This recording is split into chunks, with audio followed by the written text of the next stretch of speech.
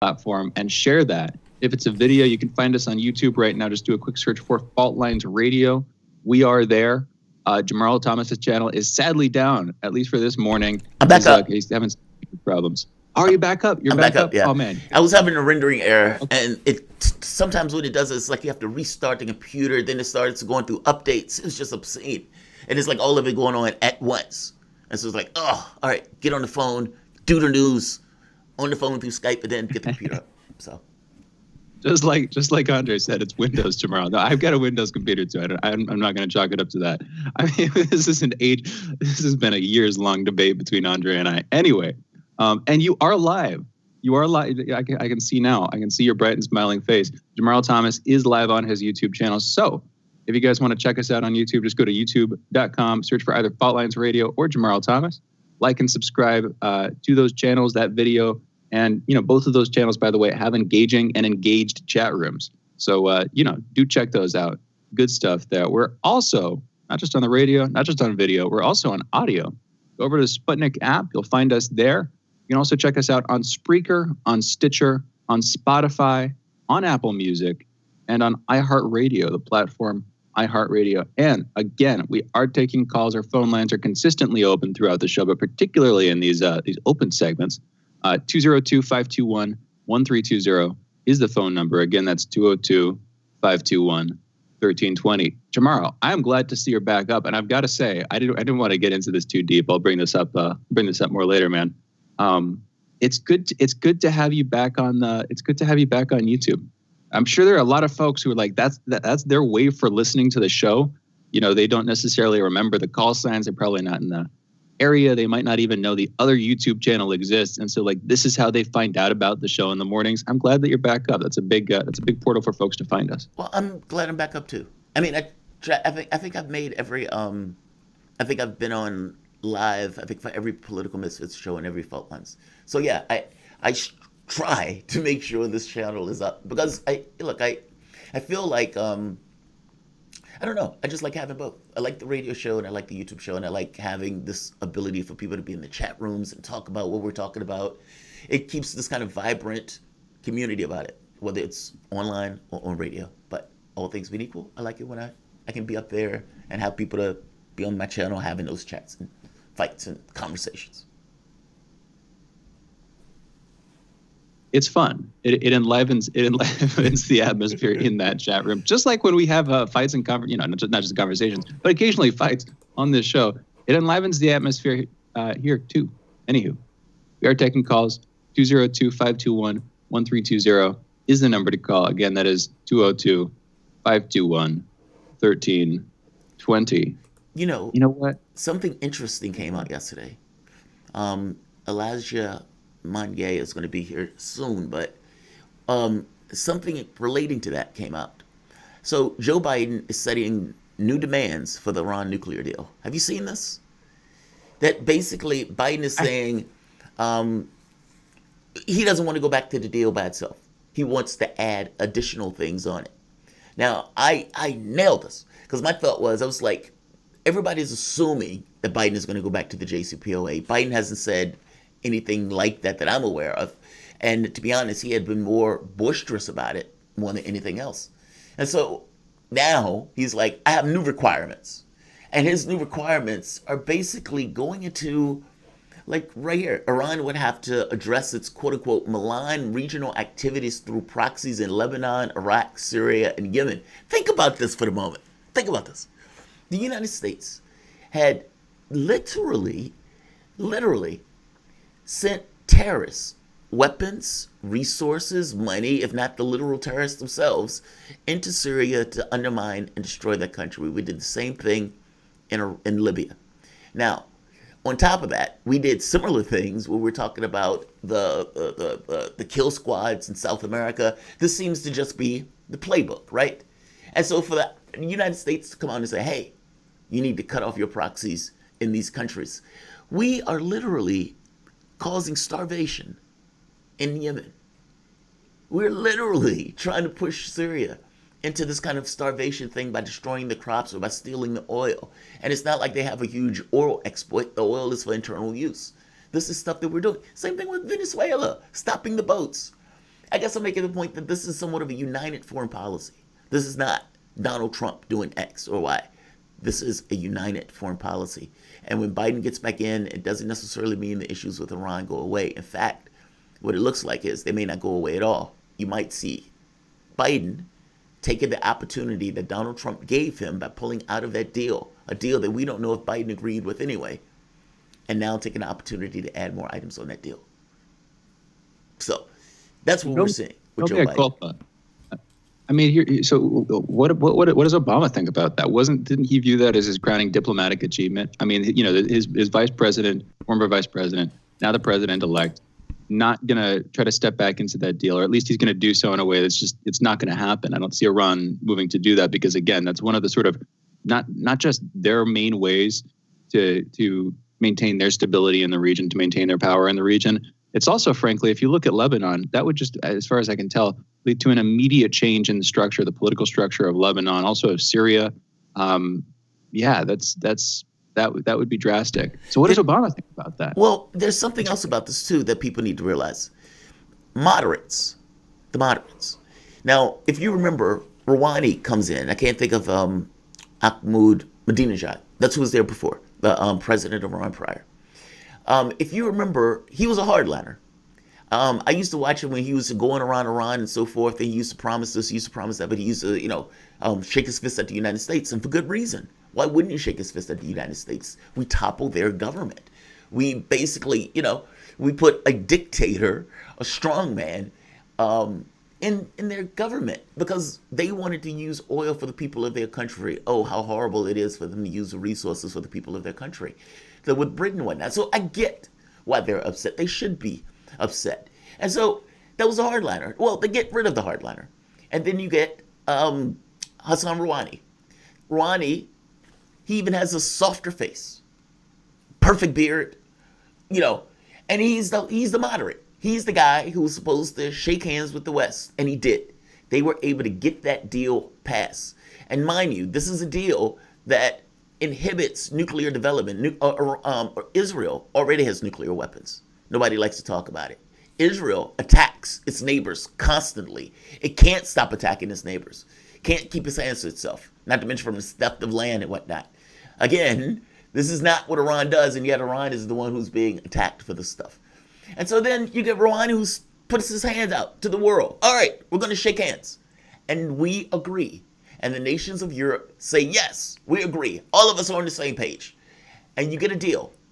And we were supposed to get rid of the sanctions. We were going to open up trade and so forth so Iran could, make inroads with the world and whatnot. And what happens? Within one administration, you get the situation where not only do they slap the hand away after they make the deal, we go and put military in their waters. We go and attack their area. We murder various people in their government, be it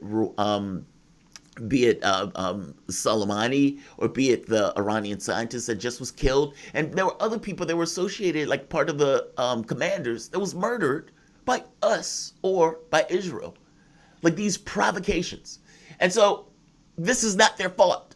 And yet, what did Europe do? Europe stood by America. Europe wouldn't say, hey, America, stop doing that. Or, hey, you're breaking the deal. Despite the fact that Europe was supposed to be in it to be honest arbiters, what did they do? The moment that Iran, they stuck by the deal for a year.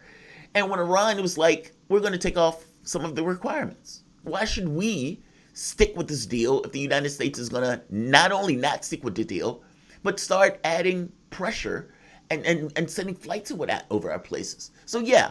If you're going to steal our ships, if you're going to kill our people, we're not going to stay with this deal. And what did Europe do? It shook its fist at Iran. How weird is that? So it's like you're in this kind of weird Western media space where even when you do what's right by their standards, meaning by the U.S. standards, it wasn't enough. And Europe wouldn't even back you at the point where the United States pulled away from it. I mean, so like, it's like, what a weird box to be in. The fault in this is entirely our own. And yet Joe Biden is going to come in. Again, the moderates have already been burned in Iran. So in the next elections, who do you think wins?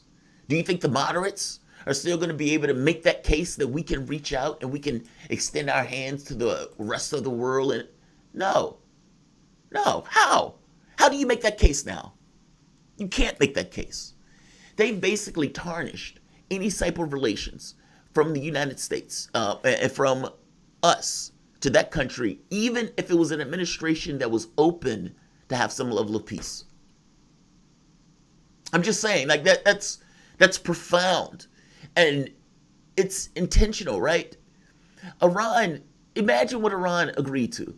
Weapon inspectors. Oh, by the way, that's over with in their Congress. They were like, yeah, that's done. No more weapon inspectors coming in. Why should we allow unilateral agreement to a deal if we're not going to get the benefits of that deal?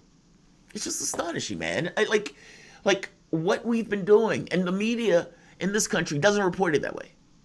They don't report it in that way of, no, they tried to reach out to the rest of the world. They agreed and stuck with the agreements and the deals.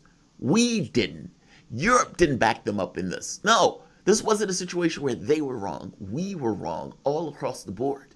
The media is not going to report it that way, though. The media is going to report it in some kind of wishy-washy way that Iran did this or Iran did that. It's nonsense. Oh, we have Scott on. Yeah, what's not? We do. Oh. Yeah, we should go to an early break. What's been normalized here is just to be clear on this specific weekend, this past weekend, the U.S. killing Iranian civilians in the case of Mohsen Fakhrizadeh on Iranian soil. With the UN Security Council, Iran has asked the UN Security Council to condemn this. Nothing has happened there. They're not going to do that. That's what's getting increasingly normalized here, and that's not normal. Just to be clear, from a historical perspective, that's not normal and it's not good. And I'm worried that that's going to escalate, and that we're going to start to see some serious pushback, and that we're not going to be ready to handle it. In any event, we've got to go into a break. We're going to be coming back with Scott Ritter on the other side. You're listening to Fault Lines with Thomas and Stranahan. We will be right back. Fault Lines. We are talking 24 hours a day, 7 days a week. You are listening.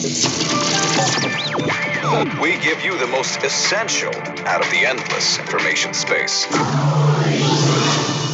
Radio Sputnik, telling the untold. Feeling kind of blue, but maybe also kind of red, and kind of purple, and kind of alone? You've got a friend on Radio Sputnik. Tune into Political Misfits from 12 to 2 Eastern Time, Monday through Friday, for news, politics, and culture without the two-party bias. Catch us daily on 105.5 in Washington, D.C., or 102.9 or 104.7 in Kansas City. Or find us on Twitter, Facebook, YouTube, Spotify, or wherever you get your news.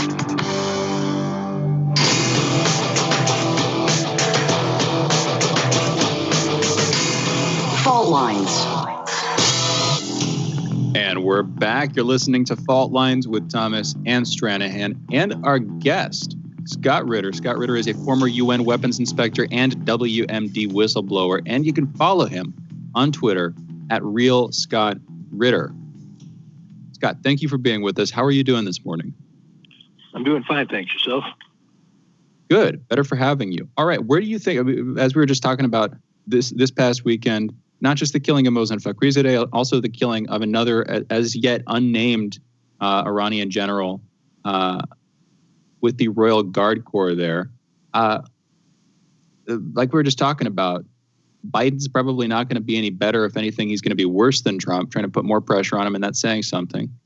And not going back to the JCPOA at this point, like Jamarl was just talking about, the stipulation there on Biden's part is that if Iran wants to sign the JCPOA, they're going to need to agree to cease their support for their proxies in the region, for their allied forces, really. And I don't see that happening. And this comes, again, Iran doesn't just have Russia as an ally, also seems to have China increasingly as an ally. China pledging earlier this year in a sort of as yet widely unknown deal, where they're talking about investing billions of dollars in Iran's economy and insecurity in that country. Of course, part of the whole Belt and Road Initiative thing here. It seems like we're setting ourselves up. We're in part aggressing. We're in some sense not leading, maybe, but we might in some sense be leading the aggression against Iran. are we setting ourselves up for another world war? Where do you think this goes, Scott? Well, I think the important thing to realize is that there are sane minds in the Department of Defense and the Joint Chiefs of Staff who have war gamed a war out with Iran and recognize that while the United States will remain intact and our homeland will not be affected, our military could be defeated. The region will be devastated, and Iran.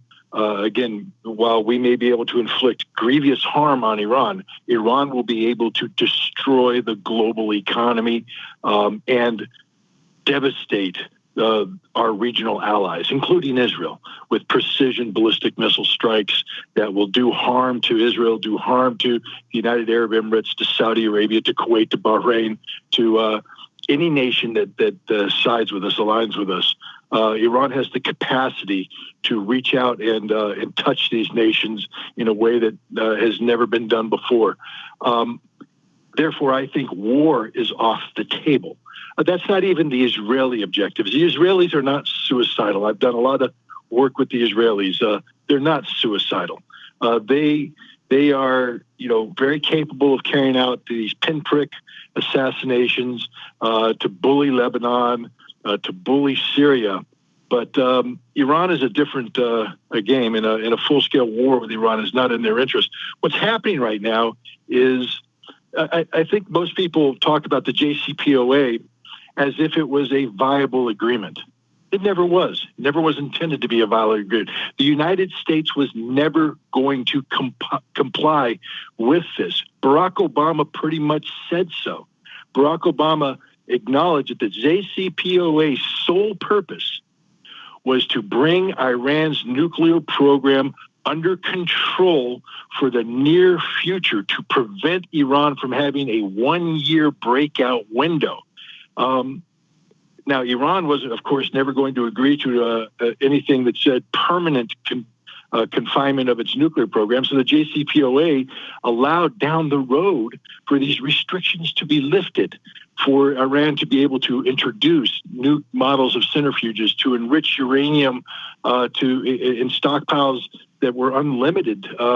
Basically, all bets were off. That's never going to be accepted by Israel or the United States, because that violates the one-year breakout window. So there was always going to be a confrontation down the road. The hope in the Obama administration was that by engaging with Iran economically, the United States and Europe could somehow convince Iran that it was not in its best interest to pursue this indigenous uranium enrichment program, that in the long term, Iran would be better off giving this up in exchange for, economic well-being. But Donald Trump called the bluff. I mean, people are very critical of him. I am, in the precipitous way he got out. But Donald Trump pretty much was honest.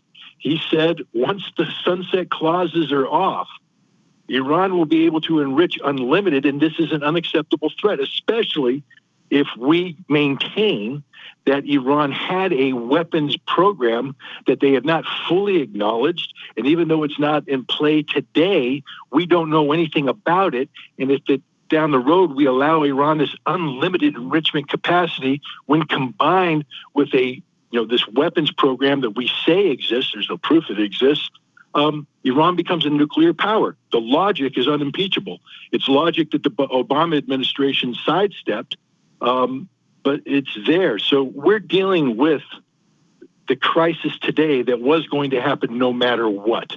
And at some point in time, the United States is going to have to decide whether or not it can live with the Iranian nuclear enrichment program, unconstrained by international limitations, or if it's willing to go to war with Iran, because that, frankly, is the only two options on the table.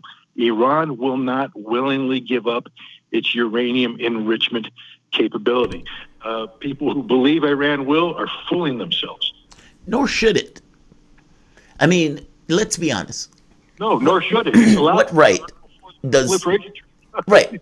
What right does the United States have to tell a sovereign nation that it can't do X or it can't do Y, especially when Israel one of its enemies, principal enemies in the region, has a nuclear weapon.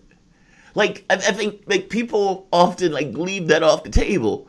Like, Israel is an existential threat to Iran, not the other way around. And we talk about it, or the way the Western media talks about it, as if Iran is about to attack this person. No, it's the other way around. I think that's the wild part about this. Also, I love the point that you made earlier about whether Iran has a nuclear missile or not. And they've openly said, no, we're not trying to get it. No, we're not trying to get it. They still have the capacity to basically destroy that region. If Saudi Arabia's oil fields are decimated, what happens to the world oil market? Like, they don't need a nuclear bomb in order to have catastrophic repercussions in regards to their ability to strike the allies in the region. What do you think? What do you think Biden is going to do with this? I mean, Biden has basically said he wants new demands, and I don't know if this is Biden's way of trying to negotiate them back to the deal, believing that after Trump left, there would be a salty taste in their mouth, and then they wouldn't necessarily want to come back to something like that. I don't know if Biden just was against the deal in and of itself, because maybe he was more hawkish. But the calling for new demands is basically just creating additional conflict where any level of a peace treaty between these two is off the table at this point. And I want you to also comment on the elections that are coming up in Iran. The hardliners, or the softies, the moderates, Rouhani, is the one that they got burned. So in the next election, how are the moderates going to be able to win that? And aren't the hardliners going to come in, considering what just took place? Well, again, let's remember that Joe Biden was part of an Obama administration that negotiated a deal it knew would never survive. But Joe Biden and Barack Obama weren't going to be in power. They weren't supposed to be in power. Joe Biden was never supposed to have to deal with this problem. This was a problem that was going to emerge, 10, 15 years down the road for some other administration to deal with. They were simply protecting their legacy of abysmal policy failure when it came to Iran. Remember, Obama inherited a policy from George W. Bush that he embraced that said not a single spinning centrifuge would be permitted in Iran, that this was a red line that the United States was willing to go to war over. Iran didn't blink. Not only that, Iran, throughout all the sanctions that were put on, increased the number of centrifuges, improved their enrichment capacity, became self-sufficient, defeated international sanctions to the point where Barack Obama recognized that either we have to go to war, or we got to change our position. This is the position Obama that Biden's in, because Biden has inherited a policy that says Iran will not be allowed to have unlimited enrichment. That's the American policy. That was the policy. It's never changed. The JCPOA was a temporary face-saving measure by the Obama administration. Biden is now going to have to go through the same iteration where he's going to, under the advice of Blinken and Jake Sullivan, he's going to try and impose sanctions to compel Iran to come back to the negotiating table. The problem is Europe's not necessarily on board on this one. Biden wants to repair relations with Europe, and one of the ways you repair relations is to terminate what Europe believes are illegal secondary sanctions against its corporations for doing business with Iran. So Biden's time frame for a come to Jesus moment, so to speak, is going to be much shortened. It's going to be within a year or two where he's either going to have to push the button and go to war, which every sane military professional tells him don't do, or he's going to have to take the lead in coming up with an acceptable something that's acceptable to the Iranians and the world. Well, now, talk about the elections. Real quick, Scott, let me ask you this. We have about 3 minutes left. Not to pat Obama on the back on this, but the deal was a good idea, right? I mean, he realized I either have to go to war, because he accepted the premise. You're right. He accepted the premise. I either have to go to war to stop them from doing this, or I need to come to some kind of peace terms in order to try to bring this under control. From Iran's standpoint, they wanted the economic relief. They wanted this ability to reach out to the world, hence Rouhani and so forth. I guess I'm getting this policy by Obama was actually good. I mean, it allowed space for the United States and for the rest of the world and Iran to interact in a way that allowed let's say, an avenue or a space for peace. Meaning the reason that Iran, or for that matter, North Korea, are getting the nuclear weapons, it's not because they want to go out and attack their neighbors. If they're trying to get them at all, it's for defensive purposes. It's, we want to have the capacity to attack you back in order to keep this balance of power of sort. It's not for offensive capability. So, the deal was a good idea in order to keep this kind of gap in space, or this kind of time frame that would allow some level of interaction between the West and Iran that was peaceful and that was amicable, that may preclude them pushing for a weapon. Am I wrong with that? I saw the deal as being a good idea, personally. No, it was but you need to recognize that it was not a deal that solved the problem. It merely kicked the problem of Iran's enrichment program down the road. It dangled the false premise that the world would allow Iran, once the sunset clauses were lifted, to have all the advanced centrifuges enrich as much uranium as they wanted, basically implement Article 4 freely without hindrance, as any other nation gets to do. We gave Iran that false hope. 1 minute. We never had any intention of allowing Iran to fulfill that. There was always going to be a crisis down the road if Iran did not willingly back away from this. And even the Iranians recognize this. If you talk to Mohammed, to Zarif, the foreign minister, he understands that there was eventually going to have to be some sort of negotiation about the implementation of the sunset clauses to avoid a confrontation. No, I agree. Because at the end of the day, I guess what I'm saying is both understood that, though, and both understood that they were pushing a conflict down. But the further, I guess, in time you get, especially with cooperation, that may become less of an issue. I guess that's what I'm saying. Like, it's very possible that the thought was, if we create space where we can interact, then maybe this issue becomes less in time because it becomes less relevant. That's the way I took it. But let's do this. We just have to take a break. Scott right. Ritter, I want to thank you for joining us, man. Scott Ritter, you can follow Scott on @RealScottRitter. And Scott Ritter is a weapons inspector. Here we are, former UN weapons inspector and WMD whistleblower. You guys are listening to Fault Lines with Thomas and Stranahan. We'll be back in a moment.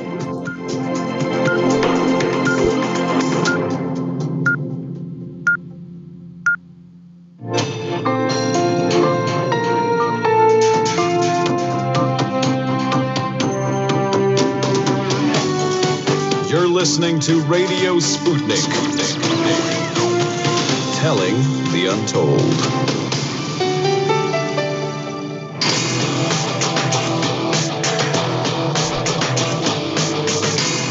Fault lines. Live from the divided states of America, welcome to your daily inoculation for propaganda. In the left corner, I am the indefatigable, the ever-vigilant, the last antibody to a sick and seizing political system, your political analyst, Jamarl Thomas. And in the independent corner, in that sick and seizing political system, I am your political analyst, Shane Stranahan. You are listening to Fault Lines with Thomas and Stranahan. Let's get to the headlines. We had to be persistent this morning. Just couldn't, lay down. Ever vigilant. Ever vigilant. So let's get to the headlines. In the news, the number of people in the United States hospitalized with COVID-ID infections passed 100,000 for the first time, a figure that is double since early November. New cases rose by a record 195,695 on Wednesday, and the death toll of 2,733 was close to a new high. Wow. Nationwide, infections are now closing in on 14 million with more than 264,000 deaths. Around 1 million new infections were reported every week in November, equivalent to 99 infections per minute. Los Angeles on Wednesday night issued an emergency order directing all city residents to stay home amid a surge in coronavirus cases. Mayor Eric Garcetti said at a press briefing, quote, "It's time to cancel everything," unquote. Residents are permitted to leave their homes for certain essential services, including healthcare and grocery shopping. Other businesses and institutions such as banks, media outlets, and post offices are also deemed essential. But most public-private gatherings of people for more than one household are prohibited. The order said, except for when attending church or a protest. Wow. President George W. Bush and Bill Clinton told CNN of their intentions to publicly take the COVID-19 vaccine, while former President Barack Obama said in an interview set to air Thursday that he may end up taking the COVID-19 vaccine on television. Bush has even reached out to the White House COVID-19 task force members, Dr. Anthony Fauci and Deborah Birx, to volunteer to help to encourage U.S. citizens to take the vaccine. Shane, Obama did this once before when he went to Flint, Michigan, and to a crowd that had been drinking lead water and bathing in lead water, and kids that were drinking lead water and had medical illnesses because of it. He took water out and to a startled crowd took a sip, as if to say, hey, everything is great now. Everything wasn't great. They were still having difficulties and problems with the water. But he did this publicity stunt, which was basically a slap in the face to everybody there. Obama has no medical instinct at all, him or Bill Clinton, to know whether the vaccine is safe or whether it would have difficulties in X number of years or whatever. This is a publicity stunt. Call it what it is. By the same token, like I say, I'm sketchy about the time frame that the vaccine was done in. And if it's safe, great. I just don't want to be one of the first few people who take it. That's all. What do you think, Shane?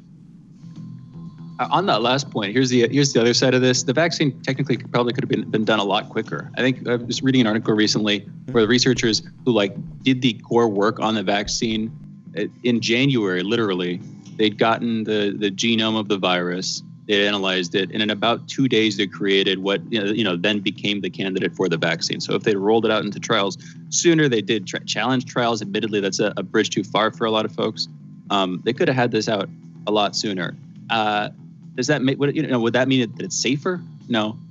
It completely cuts against the other point that you're making, which is you haven't had enough time at this point to see what it's going to do, to see its effects in the population. And this brings us full circle, Jamarl, because it sounds like you're wondering, as am I, does that vaccine have lead in it?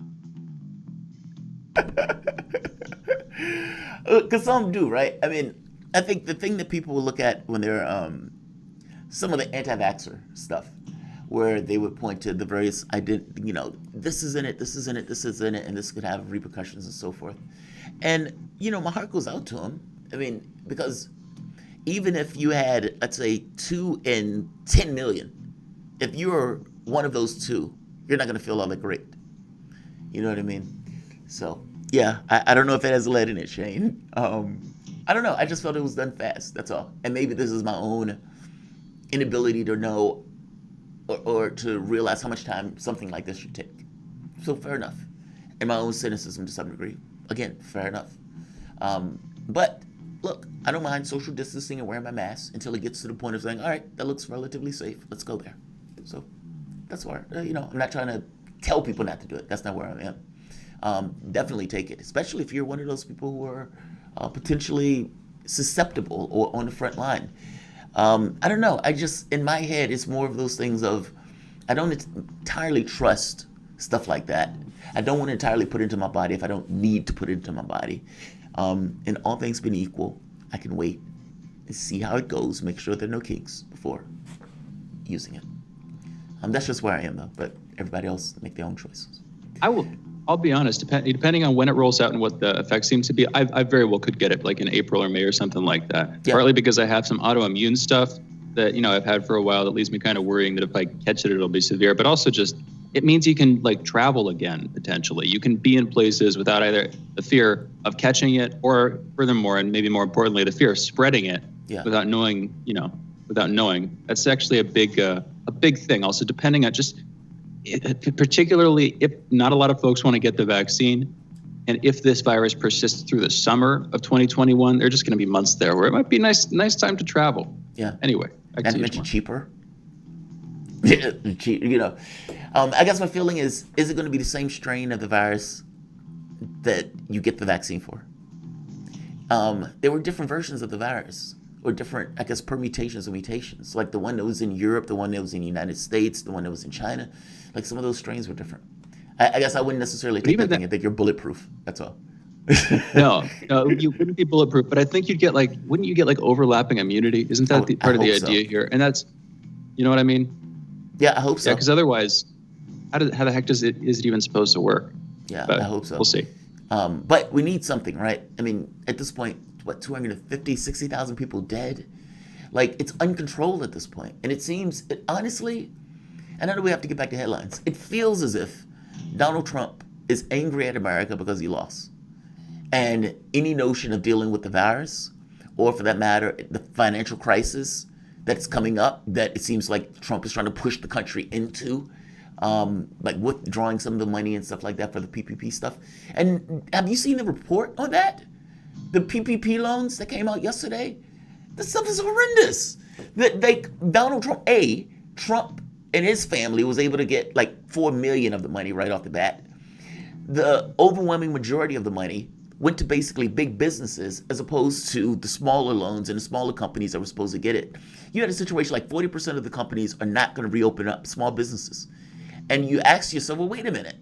What if the big companies weren't able to get their hands on those loans? And instead, those struggling small businesses were able to get their hands on those loans. Would more companies be open? The answer is undoubtedly yes.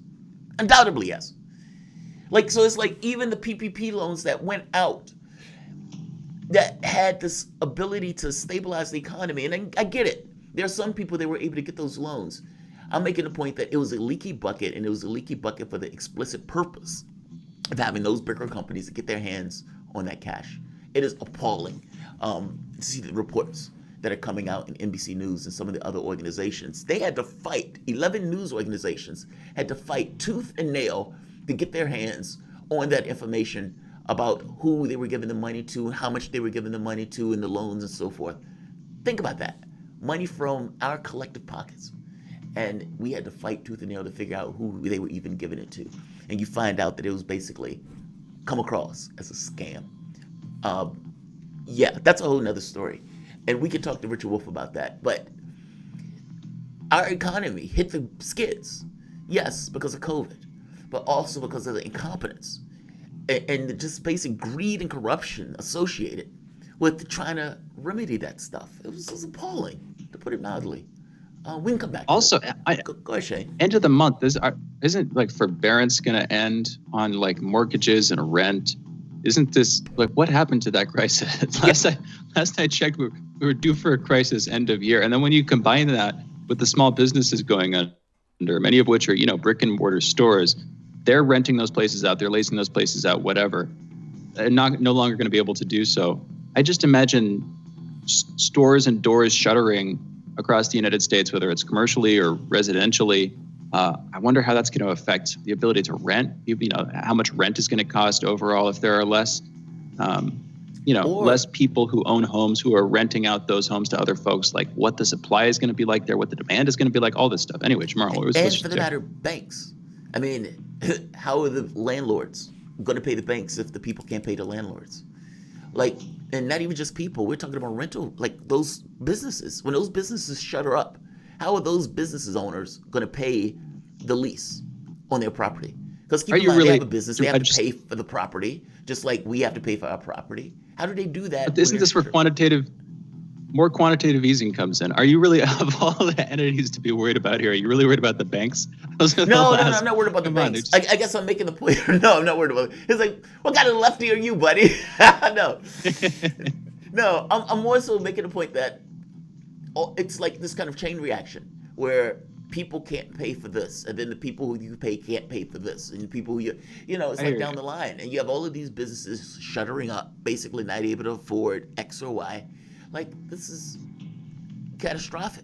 And this is a conversation we've had about, we've had it with Richard Wolff before, is that sort of upward cascade of inability to pay rents and what havoc that's going to wreak on the financial system. But, at the end of the day, what they're going to do is they're probably going to try to cap it at the top. They're going to do the quantitative easing thing. They're going to buy bank debts in whatever cases make sense. Some are going to go belly up. A lot of the rest are going to survive. Anyway, we'll see. I'm not an expert. We should come back to Richard Wolff on a lot of this stuff. Yeah, but the part about that is you could do that in two ways. You could either put money in people's pockets so they can pay the banks off, something that they should have did for the housing crisis. Because basically what you ended up was people losing their homes and banks getting paid off. which is appalling. It's like that doesn't even make sense. But they said moral hazard. You don't want to help the person because that creates a moral hazard. But yeah, you can prop up that bank. Help the bank. Yeah, the moral hazard of the bank. That idea, exactly. Yeah, I hear you. Massachusetts State Senator, the legislators, passed a sweeping police reform bill Tuesday that amends use of force and training policies and curtails law enforcement's legal protections. The legislation limits the grounds for law enforcement's use of tear gas and rubber pellets during protests and bans chokeholds and cardioid restraint in the state. The Massachusetts bill also limits the use of no-knock warrants. Law enforcement training practices would also be more standardized under the legislation, which would create a commission for overseeing standards. The commission will oversee certification of officers and investigate decertify officers for substantiated misconduct. It is unclear whether Governor Charlie Baker will sign the bill into law by the 10-day deadline. Baker, who is a Republican, told reporters Tuesday that he couldn't yet comment on the legislation because he hasn't reviewed the latest version. A dozen other states have addressed chokeholds and carotid restraint in recent months, some banning them outright and some letting laws governing when they're allowed and outlining consequences for breaking policy or law. The Trump administration announced that it will block imports of cotton reportedly produced with forced labor from China's western Xinjiang region. Xinjiang. Thank you, Xinjiang region. On Wednesday, U.S. Customs and Border Protections issued what's known as a withhold release order on cotton from Xinjiang production and construction corporations, which allow the agencies to detain shipments at U.S. ports and gives companies the opportunity to export their shipments or demonstrate that the merchandise was not produced with forced labor. The agency issued 13 orders during fiscal year 2020, including 8 on goods it said were made with forced labor in China. In October, CBP blocked imports of palm oil and palm oil products from Malaysia after a year-long investigation into labor abuses. The latest order applies to all cotton products from Xinjiang Production and Production Corporation and its affiliate entities such as clothing, textiles, cottonseed oil, and paper products. You know, with actually, Jamarl, I just want to step in. Okay. I want to correct my correction there. It's Xinjiang. The first part I got right. But the second part's a little bit different. Anyway, go back to it. Well, thank you, Xinjiang. Malaysia. If I am not mistaken, didn't Obama take them off? Well, let's do this. You guys, those are your headlines. You're listening to Fault Lines with Thomas and Stranahan. Malaysia. I could be wrong, but wasn't Malaysia one of the countries that Obama took off the forced labor, or basically the slavery list, because he wanted to get them in the Trans-Pacific Partnership? I remember, the only reason I remember this is because we were joking that, oh wait, the African-American president got rid of the slavery provision to allow Malaysia to sell the products. I could be wrong. I need to look that one up. It's true. No, it's true. You're absolutely right. This is back in, I did a quick fact check here. This is a little bit before my time here. Wasn't paying attention to this at the time. It's true. Back in 2015, State Department upgraded Malaysia's status to tier 2 on this human trafficking, ranking tier system. It's got some criticism from Human Rights Watch, from other organizations, basically saying it's not justified. And the appearance, of course, is they're just doing that to try to get them into the TPP, like you're saying. Anyway, back to you. Very interesting. Thank you for the fact check. Nice that I can nail it. You guys are listening to Fault Lines. Let's take a break. You guys are listening to Fault Lines with Thomas and Stranahan. We will be back in a moment.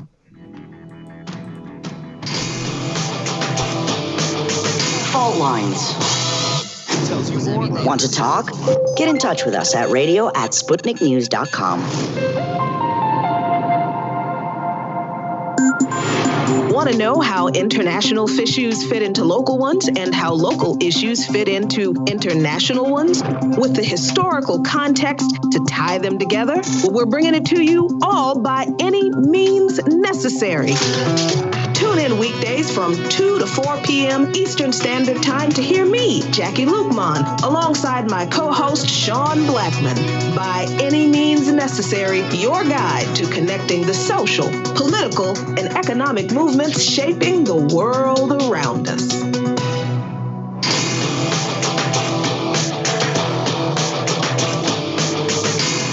Fault Lines.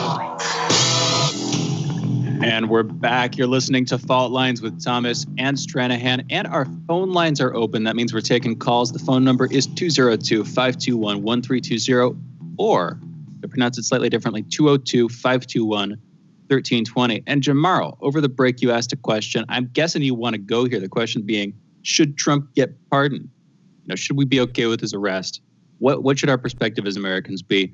Here's what I'll say. I'm okay with Trump going to jail if you also simultaneously charge at least the last 3 presidents. If you charge Clinton, if you charge, I don't know what you're going to charge him with, but I'm sure you can find something. There's plenty of stuff out there. The point being, I'm not sure that, you can, I'm guessing, assuming that he's going to get charged, it's going to be over tax stuff.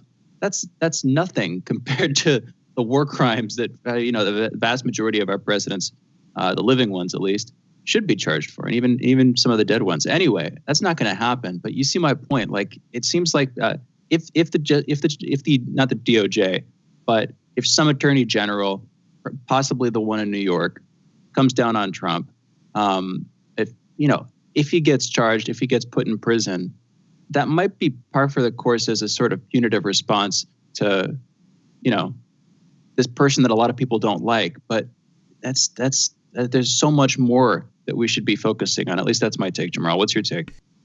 I think what you're getting at is this feeling that selective justice is not justice. And this feels magnificently selective. Meaning, if you have a justice system and your justice system decides, this is kind of the Lula thing, right, in Brazil. Let's say you have 10 corrupt people and you could go after all 10. All 10 are guilty, all 10 have something, but you decide to go after that one. And let's say that one is guilty, but you've selectively chosen that one.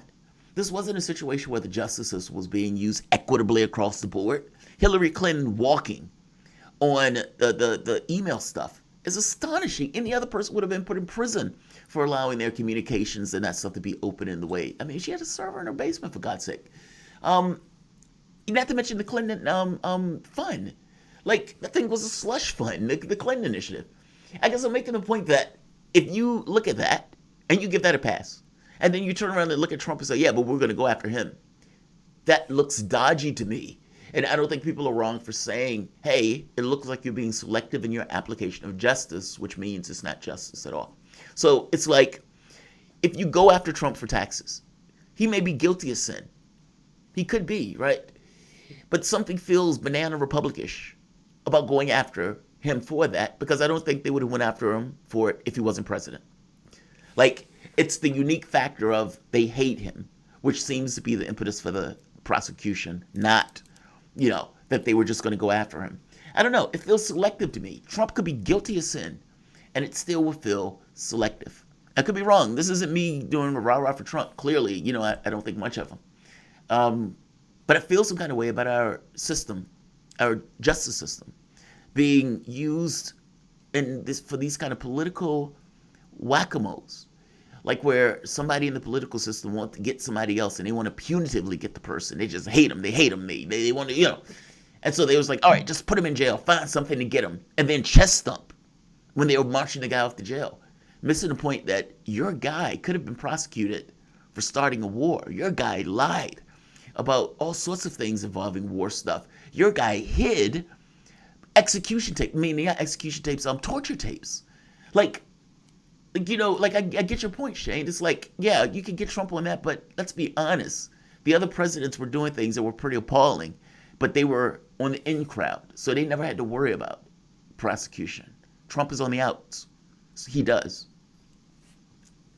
That's what I think of it. And Bradley, and Bradley, I mean, again, we don't want to come back to this too much, but with him using the National Defense Authorization Act as the bargaining chip in this, it's just another instance of Trump sort of going up against the worst tendencies of the military-industrial complex, where that is ultimately, I think, from Election Day back in 2016, that's, in addition to the racism, in addition to keeping up a lot of the uglier trends of the Republican Party, he was, all that stuff included, he was also going up against the worst tendencies, the worst military extravagancies of what the United States as a political militaristic body wants to do. He was pushing back against that stuff. And apparently, if you do that, you immediately earn the enmity of the entire media establishment. And you've seen that for year after year after year, where I would say that actually is, that's not what people are criticizing him on proximally. Sure, people will go after him for trying to work with North Korea, work with Kim Jong-un. They'll go after him for that. But, that's not where most of their attention is directed. But ultimately, if you look at why the media entities, why the media as a whole is going after him, well, who's paying for them? Who's ultimately lining the pockets of the companies that the people who own those corporations are invested in? And, with the whole Mockingbird thing, with the whole relationship between intelligence agencies and the media complex, and frankly, if you look at recent years, so much of the stories specifically about Trump, and therefore just the stories that have been popular in the media in general, they've been coming from those sort of unnamed intelligence sources.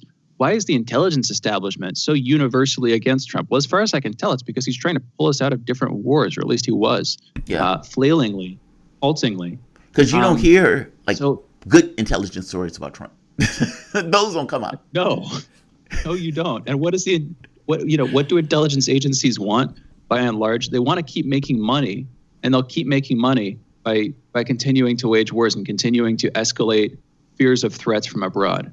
So that's where it comes from. That is the sort of power behind the throne, to go back to this Praetorian Guard idea that Danny Scherzen has talked to us about in the past. In any event, let that be a warning to future peacemaking presidents, or at least attempted ones. Jamarl, what's your take? I was going to say, I'm going to give Trump a pat on the back on this. Whoopi, and the reason why this topic came up, Whoopi Goldberg, basically, Donald Trump kept saying he was going to run in 2024. He was like, I'm going to run in 2024. And, and when Joe Biden gives his inauguration speech, I'm going to give my speech kicking off my campaign. That type of, showman stuff. And Whoopi Goldberg made the point, you're not going to be running in 2024 because you're going to be in prison. Say with a certain degree of spite. And again, I have very serious qualms about the Banana Republic stuff, where, you're throwing your other person in prison. Like that if Trump got in office and then went after Hillary Clinton and tried to put her in prison, what would the media have thought? Oh, we know what the media have thought, because him even bringing it up set their head on fire. Well, I don't think the media is going to respond against that point. Exactly. And I don't think the media is going to be against them. Yeah, right. But they were completely against it. But they don't seem to be against it all that much with Trump. No. It doesn't even cross their minds. Also, there's something to be said about Trump being a reality show host. I mean, he doesn't have the experience in politics. And still having this kind of head of I don't like these wars. He doesn't have this kind of institutional experience where you could push back on generals and you have the confidence to do it, etc. Where he says, all right, I want us out of Afghanistan. And they say, well, we can't do this because of blah, blah, blah, blah, blah, blah, blah. You give you 1,000 reasons. Well, what does a reality show host say to that? Versus somebody who's confident in what they're saying in regards to pulling the military out and you're more familiar with. There's something to be said for him not having that level of experience, but still having the arrogance, I suppose, to be able to be like, I want those troops out. What the reality host says in that case is you're fired, which he did say to plenty of folks throughout the administration. But you can't fire the entire intelligence establishment. You can't fire everybody. And, if you do, you've got to replace them pretty quickly. And in some cases, he's gotten close. But then, and almost inevitably, when you replace them, you're having to replace them either from your personal retinue of friends and followers who are generally inexperienced, or from the establishment. And of course, if you replace them from the establishment, then you're just going to get more of the same. You're going to get more of the same institutional instinct coming out. Really good point. That's a really good point. You plug in your henchmen. Those are people you trust, right? And then they're going to howl at that too. Oh, he's filling it with his cronies. I mean, look at what they said about, what's his name? The Department of Justice. They kept calling, oh, he's a crony. He's a crony. He's a crony. William Barr. They kept calling him a crony. And it's like, even if Barr came out and says, look, I don't see any evidence of fraud. If Barr was that much of a crony, would he have done that? Or is it just at a certain point your own integrity matters too much to you to kind of burn it for something that you don't believe is going to actually succeed. Either way, I agree with you, man. It's like you have this kind of shortening supply of people who you could put in those positions, and their experience in those positions are going to be less because yours is less. I mean, who you were before wasn't politics, so you don't have that, those people in there with you. God, that's a really good point. Good point. I just want to point out too. This is well. Thank you, man. Good. We make them sometimes. This is going to happen. This is going to recur. If you get any sort of populist-leaning candidate who comes in as a reformer, I think the sole exception to that is if you have built up alternative institutions that prove the competency of the people who are in them, so that instead of just bringing in your cronies, you're bringing in other folks who are part of a new establishment. And, you might hesitate to call it that, but I just will. If you want to have a successful reform, you need to create some new foundational system that can actually outcompete the old stagnant one that we're all living in right now. You know what I mean? Otherwise, what you're left with, inevitably, in the media space and in the eyes of many in the public, most of the folks in the public, is just, he's bringing in his cronies. He's bringing in his incompetent, fellow folks or whatever. You need to have some alternative ladder, some alternative pathway for folks to come up. And if you do that, and if it's able to establish itself as a genuine alternative to the current political system, then you might see a chance at comprehensive institutional reform up and down different parts of our political system. I go one further, because I think the problem is a little bit more acute. Because I think you're going to run into, let's say a person is a lefty. Let's say like a Sanders. Sanders could say, okay, I'm going to put this healthcare program, and I'm going to put this program for this or that. But inevitably, Sanders is going to run up against market forces. And the question is going to be basically, do you change the system to be able to do these things that you want? Because it's very possible that the form of the system, just the mechanisms to which you're working with, disallow those actions. I think inevitably, like any reformer, is going to hit their head on, I'm bringing my people in, my people want to do something. Oh, wow. If they do that, what is going to be the response? What is the market going to do in those situations? Are they going to be punitive? Like you've seen for yourself. If a company comes out and says, we're going to give people a raise, the company gets put down in the market. Well, what does it mean for an administration to be tilted in that direction? Like, I don't think we've seen the reaction like that, like talking about in recent time, of a market and of political forces having to deal with somebody that sincerely and competently is trying to change this country, whether from the right or the left. Donald Trump was incompetent. I don't know what that looks like for somebody who is competent. That terrifies me. I want to come back to that at the end of the show. Yeah, but hopefully we should come back to that at the end of the show. Yeah, we got to go into a break, and that is not a 30-second conversation. No. That's like a 10-minute conversation at least. So anyway, we gotta go into a break, folks. Yeah, you guys are listening to Fault Lines with Thomas and Stranahan. We'll be back in just a minute with Daniel Lazar talking about the transition, the Constitution, and more. Also the vaccine, too. Again, Fault Lines with Thomas and Stranahan. Be back on the other side of this break.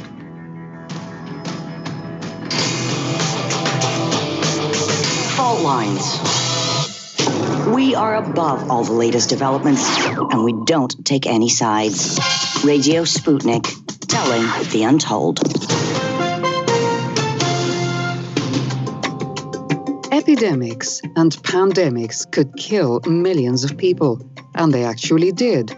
Centuries ago, deadly outbreaks called the Black Death, the plague of Justinian, and the Spanish flu ravaged countries, empires, and whole continents. Some of these diseases are still present around the globe. Others have become a thing of the past. Discover how these ancient and not so distant outbreaks from previous centuries differ from modern-day SARS, MERS, and coronavirus pandemics. Listen to our new series, Outbreak, the deadliest epidemics in human history. This week on Radio Sputnik.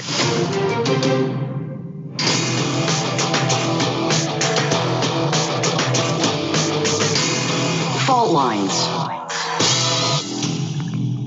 And we're back. You're listening to Fault Lines with Thomas and Stranahan and Lazar. We are joined for this segment and the next by Daniel Lazar, independent journalist and author, best known as a critic of the U.S. Constitution, American politics, government, and social policy in general. He has written a number of books, including From Moses to ISIS, The Intelligent Heretic's Guide to Monotheism, The Frozen Republic, The Velvet Coup, and America's Undeclared War. By the way, you can follow Daniel on Twitter at DH and Lazar, by the way, is spelled Lazare. So again, that's DH Lazar.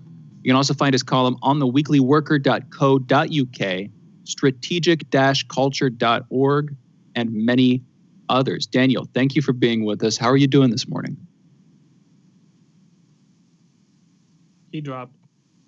Oh, he dropped. Oh, my goodness. Oh, that's a tragedy. That's very sad.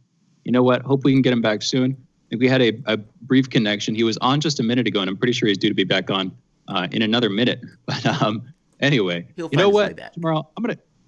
He will find his way back. I sure darn hope so. I'm going to do that thing that we sometimes do and tell you where you can find us. If you're in the DC area, you can listen to us there. We're on 105.5 FM and 1390 AM. We're also on in Kansas City at 102.9 FM, 104.7 FM, and 1140 AM. Also, if you were digging what Jamarl and I are putting down, whatever platform you're consuming this content on, please like and share that. We're on YouTube. You can just do a search for Fault Lines Radio and or Jamarl Thomas. Either one of those search strings will bring you to our two simultaneously operating channels, which each go live each morning. Each one has an active chat room. And again, that's Fault Lines Radio, Jamarl Thomas. Go check them out. Go like and subscribe, etc. We're also on audio options, including Spreaker, Stitcher, iHeartRadio, Apple Music, the Spotify app. And, I'm leaving one out there, I think. iHeartRadio. I believe that's the one that I was leaving out there. Anyway, we are also, we're also taking calls occasionally throughout the show. 202-521-1320 is the number if you ever want to call in. We have with us now the aforementioned Daniel Lazar, independent journalist, author, etc. Daniel, thank you for being with us. How are you doing this morning? I'm great. How are you? Good. Better for having you. Thank you for joining us. All right, let's just start it off here. We're talking, first of all, about the Trump to Biden transition. It seems like Trump is, he hasn't given this up. They're still doing the court cases. But as of within the last couple of weeks, he has signaled that if things continue to go as they're going, it's going to be a relatively peaceful transition of power. Now, this is after a summer filled with sort of violent face-offs between different forces in American streets, different forces on the left and the right, people fighting, threats and worries about a civil war leading up to the election. So this could have gone very hairy in some of those parallel universes that thankfully it doesn't appear we're walking down. This could have escalated into something truly terrifying for most normal Americans. It doesn't seem like we're going there. I'm going to start off here. Why do you think we're in this moment in the first place? And where do you think we are, but why do you think we got here? Daniel. Well, you have this transition period is always a very risky period. Was it 12 weeks long or 10 weeks long? And anything can happen. If you remember back in 2016, this is when the whole Russiagate narrative got started, and the FBI was moving into full gear. And on January 10th, I believe it was, that's when they confronted Trump with the Steele dossier. So all the forces were in motion in this interregnum, and it's kind of a no man's land where anything can happen. So we have a president and a president-elect, and neither is fully in charge, and therefore all kinds of strange forces are happening in between. That's really interesting. I got to be honest, I was concerned about this notion of sovereignty and the challenge to sovereignty, because it's an interregnum. Donald Trump is basically saying, I'm in charge, I won this election. Biden is saying, I won it. Neither backs down from that assertion. And you have tens of millions that, for reasons of their own political ambition, may agree. And so in this case, it was really interesting to see this kind of, resistance to it almost. And I wonder if that resistance is purely because it was Trump and they didn't particularly like Trump. But the catch is, you need somebody like Trump to even do that in the first place. What does that make you think about the integrity of the institutions and the system in America in dealing with something like that? Is it just we dodged a bullet because Trump was uniquely unpopular? What do you think about how all of this broke down? And could this have broken down in a much worse scenario with somebody who was, let's say, less disdained by the establishment? Well, it could have been worse, and it will be worse in the future, I guarantee. American political institutions are old and creaky. They aren't suited to the modern world. I mean, for example, other countries have an independent election commission, which are nonpartisan, and their tallies, their calculations are widely believed. They're very authoritative. So when the results come in, everybody believes them. I mean, in India, for example, they have a very powerful independent election commission. And Indian politics are endlessly controversial. But the one thing that's not controversial in India are the election results. Everybody accepts them. America has no independent election commission. We have 50 states and like 10,000, local election districts. And the results are murky, and the voting rules vary from district to district, et cetera. And no one is quite sure what to believe. So therefore, there's a lot of wiggle room there. And when you have wiggle room, you have trouble. So people feel free to contest the results, and that's a very bad thing. Well, here's another way of looking at this. We've been talking about the electoral results, obviously, for weeks now. As Jamarl and I were talking about just a couple of days ago, it's the idea of mail-in ballots and the fact that because of the unique reliance on mail-in ballots in this election, you've had a sort of unprecedented situation, and that just sort of almost inevitably leads to additional complications in trusting the results. But isn't there a deeper point, which is that say our electoral system were as leaky as it is, but both political parties and their constituents and the public more broadly, just American people, trusted each other. If there was some level of trust and some, even if the system itself was a bit shaky, if you just assumed that the other party wasn't going to do the worst, that you would, on the other side of the election, accept the results. Isn't this a symptom of this increasing polarization, of this, increasing suspicions of corruption on the other side of the aisle, or frankly, on both sides of the aisle? Why do you think we're there? Is it justified? I mean, I can't help but think so from either side looking at the other, that it feels justified. But what's your take, Daniel? And what led us to this point? Well, we've had a generation of gridlock on Capitol Hill. As long as anyone can remember, the two sides have been on each other's throats, and the atmosphere has gotten more and more poisonous, uglier and uglier, and there's no hope of any kind of resolution or rapprochement. So the two sides are at this point, they're almost literally at knives drawn. And so this breakdown, this breakdown on Capitol Hill then manifests itself in terms of kind of an anything goes politics in which no one trusts the other side. Both sides question the other's legitimacy. Elections are not endpoints, but merely starting points. I mean, in 2016, the shoe was on the other foot. The Democrats were calling Trump illegitimate. They were challenging the results. They said the results had been manipulated by Trump in cahoots with the Kremlin, and the Democrats were saying that Trump was an illegitimate president. Now Trump is saying the same thing about Biden. So this is not going to end. It's only going to continue. Is this because of cash? And the reason why I say this, the incentives in the political system dramatically expands with the amount of cash that could be made. And so you have politicians that 90% of the races are won by the side with the most cash. And you have this kind of buying frenzy where more and more and more money is put behind. I mean, the gentleman that was running against Lindsey Graham, he got millions in that race. He lost. I can't think of the gentleman's name, the black cat in that race in South Carolina. But he ends up losing that race. But he had tens of millions of dollars backing him in that race, extraordinary sums of cash.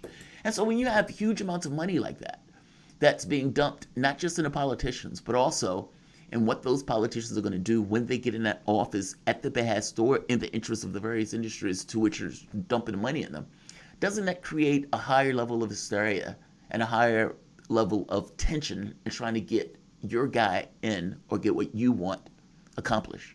Meaning the corporate capture of office creates higher buying incentives. Yeah, it leads to corruption. I mean, unbelievable corruption. I mean, corruption at every level. I mean, the campaign funding, lobbying, et cetera, et cetera. And Washington is a huge stock exchange in which corporations essentially buy legislation. And government is increasingly responsive only to the corporate elite, not to the rank and file citizenry. And yeah, it makes things more poisonous because people get angrier and angrier because government is not working for them. So the more and more frustrated Trump talks about draining the swamp, Democrats scream about Trump's massive corruption. But it keeps going on, and there's no resolution because machinery itself is breaking down. The machinery itself is in complete and utter decay. It's 230 years old. It's in desperate need of an overhaul, but there's no force which is qualified or empowered to conduct that kind of overhaul. Do you see the roots or any of the earlier stages of any political movement in the United States that stands a chance of either on its own or working in a coalition with other groups? And you can maybe throw a couple in here of actually reforming this beast, or is it just going to keep going in this trajectory?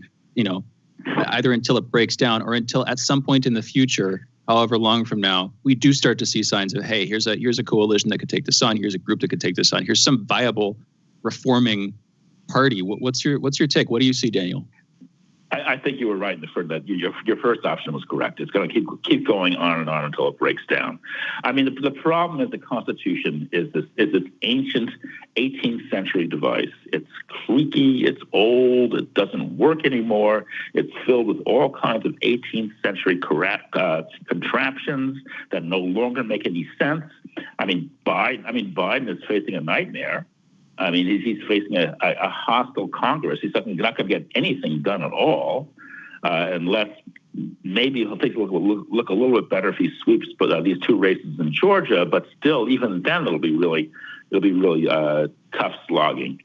So so machinery. It's a gridlock machine and also a frustration machine, because the machinery sort of manufactures frustration. And the more it goes on, the more frustrated and angry and impetuous and irrational people become. So, and this process seems not to have an end in sight. It'll only keep going until the machinery just completely collapses. The Constitution is unreformable because the amending clause in Article 5 allows infinitesimal minorities to block any kind of significant constitutional change. And I mean infinitesimal. Literally 4.4% of the population can block any constitutional amendment under the rules set forth in Article 5. Let's do this. We should come back on this. Yeah, let's go into a break. You guys are listening to Fault Lines with Thomas and Stranahan. We are joined by Daniel Lazar, independent journalist and author, best known as a critic of the U.S. Constitution, American politics, government, and social policy in general. He's written a number of books, including From Moses to ISIS, The Intelligent Heretic's Guide to Monotheism, The Frozen Republic, The Velvet Coup, and America's Undeclared War. And by the way, you can and should follow Daniel on Twitter at DHLazare, that is Lazare. You can also find his column on the weeklyworker.co.uk and the website strategic-culture.org, also many others. Again, Daniel Lazar. We will be back with Daniel in just a minute.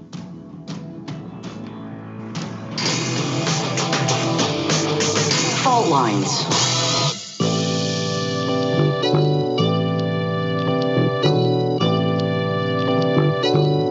What's the most important hour of the day? It's the Critical Hour with Dr. Wilmer Leon. On this show, we don't just deliver the latest headlines. We divide the real from the fake. Tune in to hear from some of the most brilliant political minds of today. Get in-depth news and analysis that goes beyond the surface and dig straight into the details. Set your clock to the Critical Hour for a news perspective unlike any of those other guys. Tune in to the Critical Hour with Dr. Wilmer Leon, weekdays 6 to 7 p.m. Eastern, and catch us on Facebook Live. You're listening to Radio Sputnik.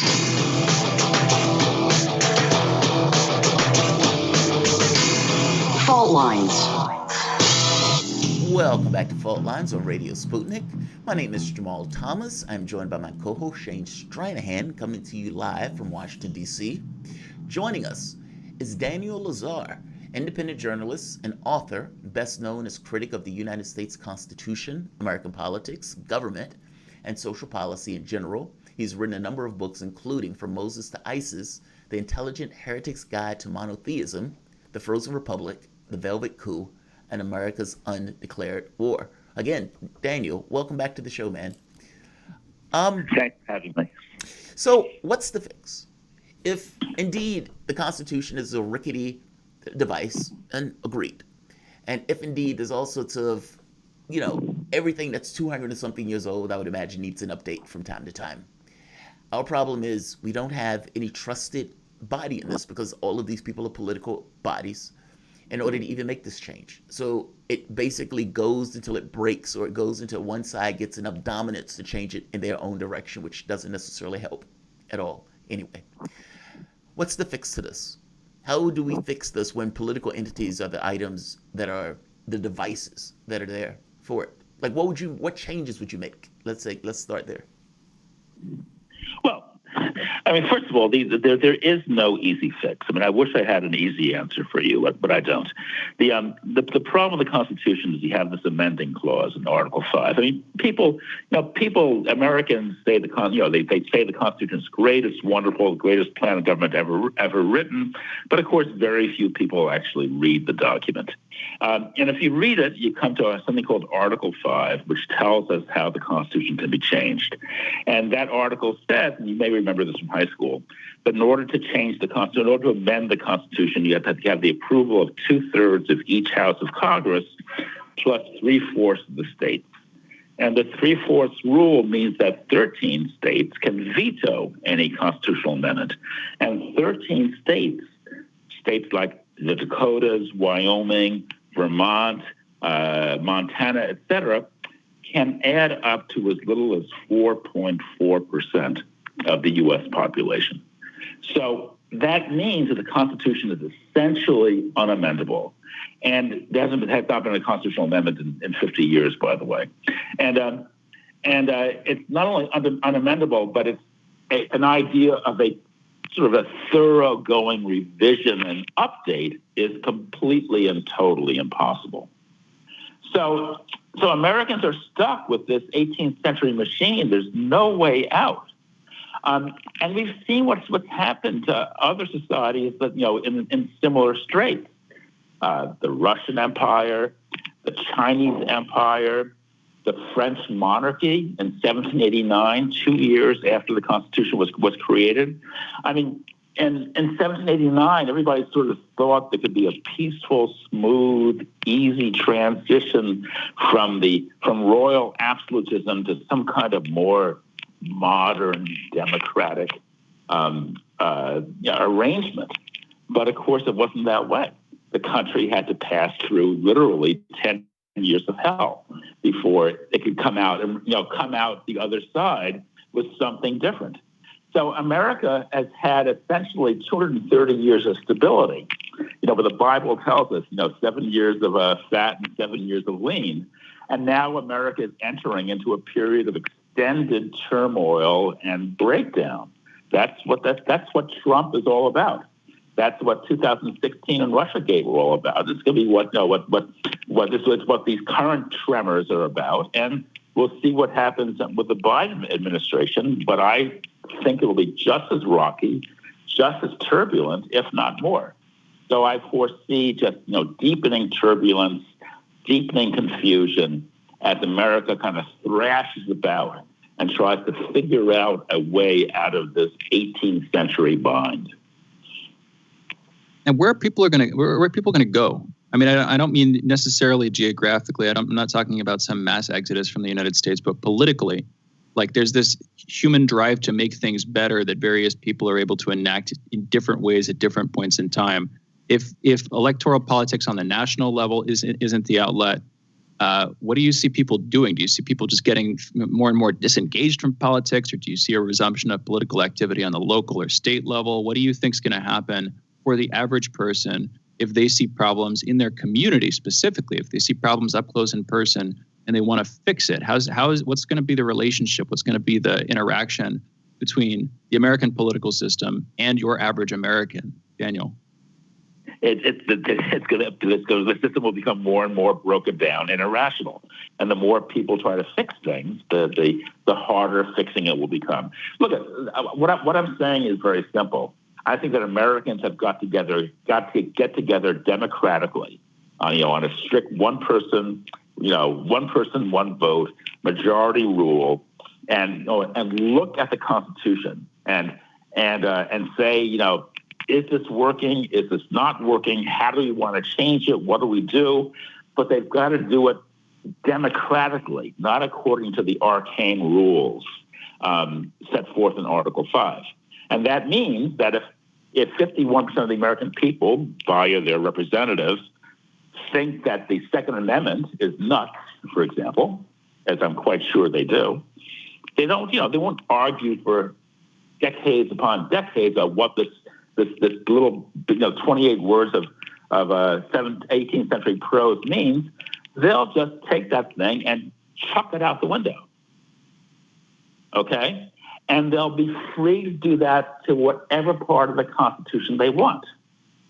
If they think the Electoral College is crazy and out of date, makes no sense at all, they won't just tinker with it or try to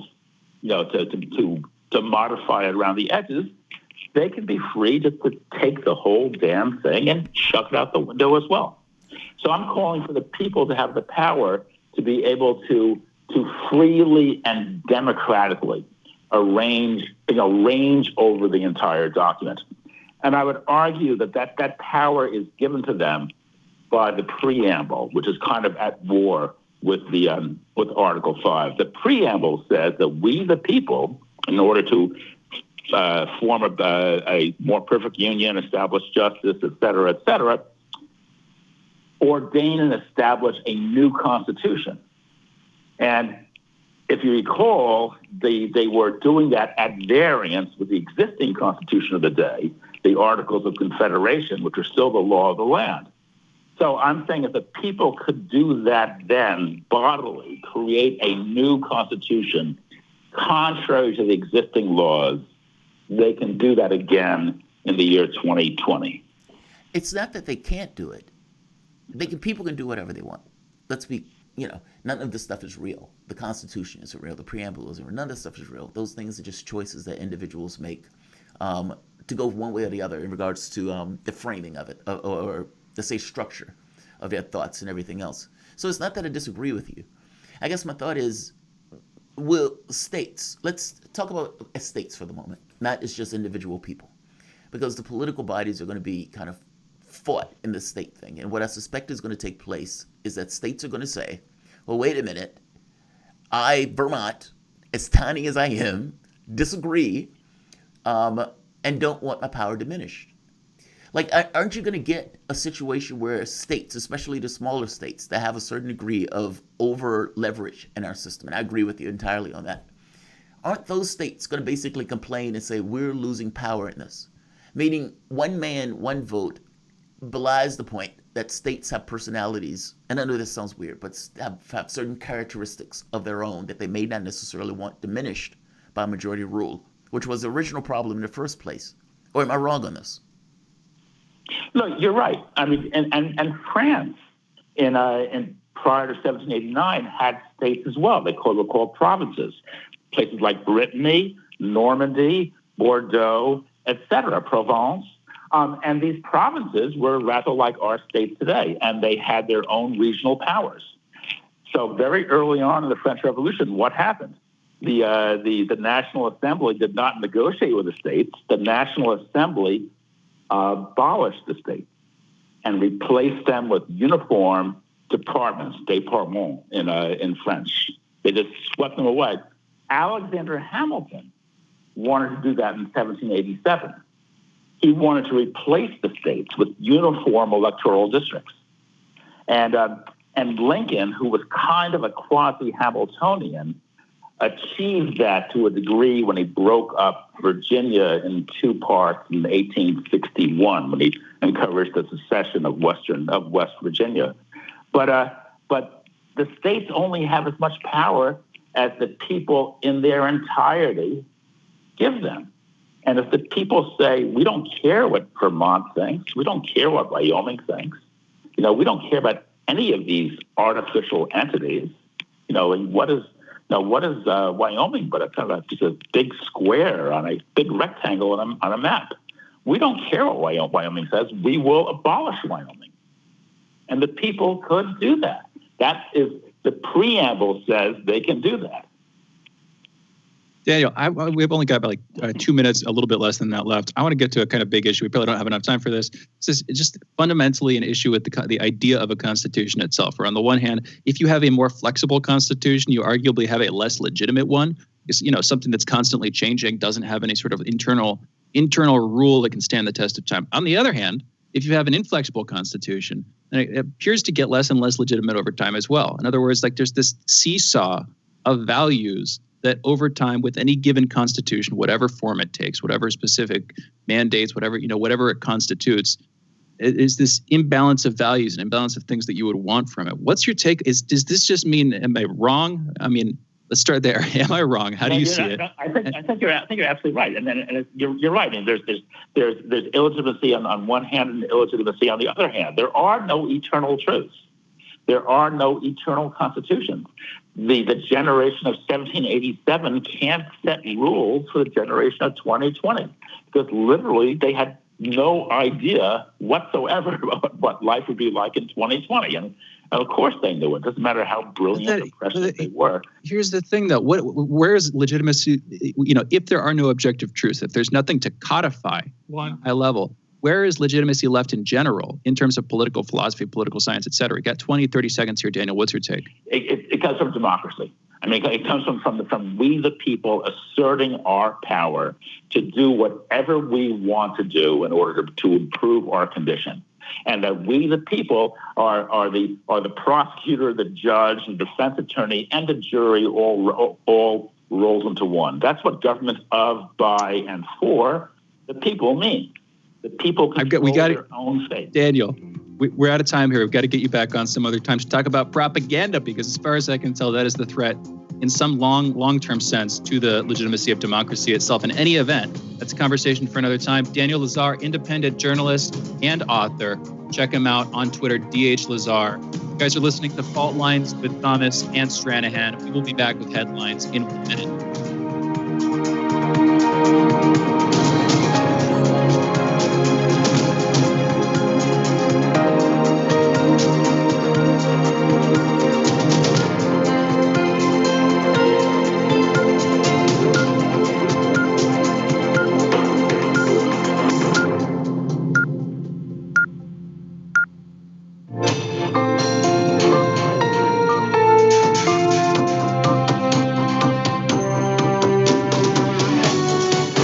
Listening to Radio Sputnik. Telling the untold.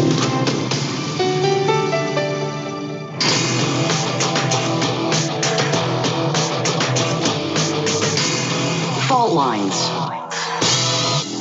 Live from the capital of the divided states of America. It is time now for the last hour this morning of the most disruptive show covering news and events across those divided states as well as across our divided globe.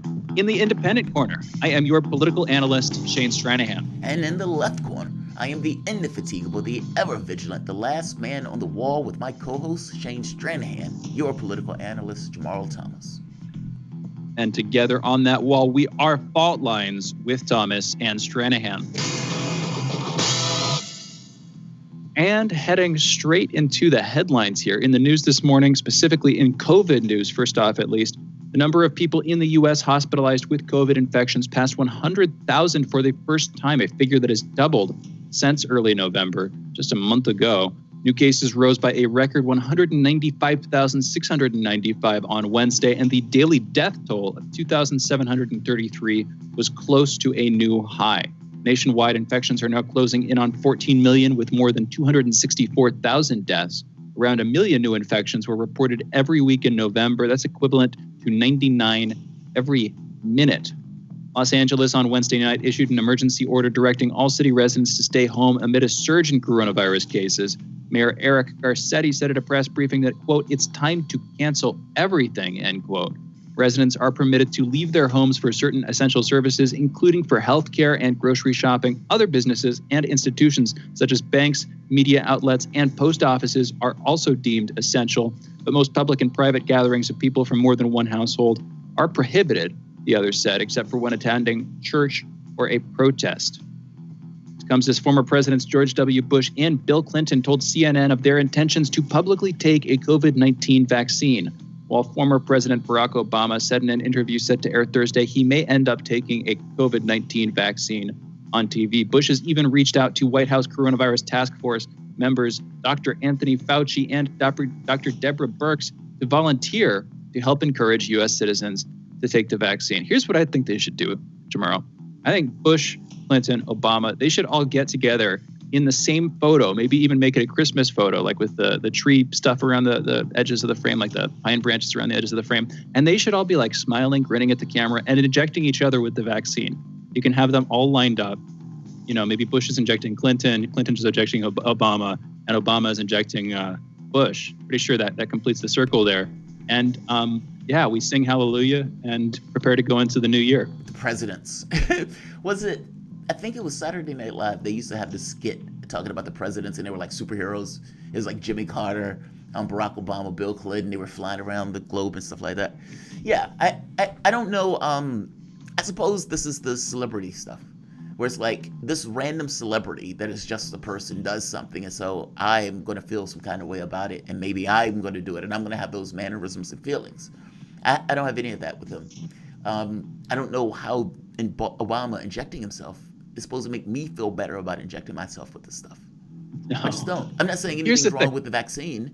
I'm just saying, like, Bill Clinton injecting himself with a virus or with a vaccine. How does that?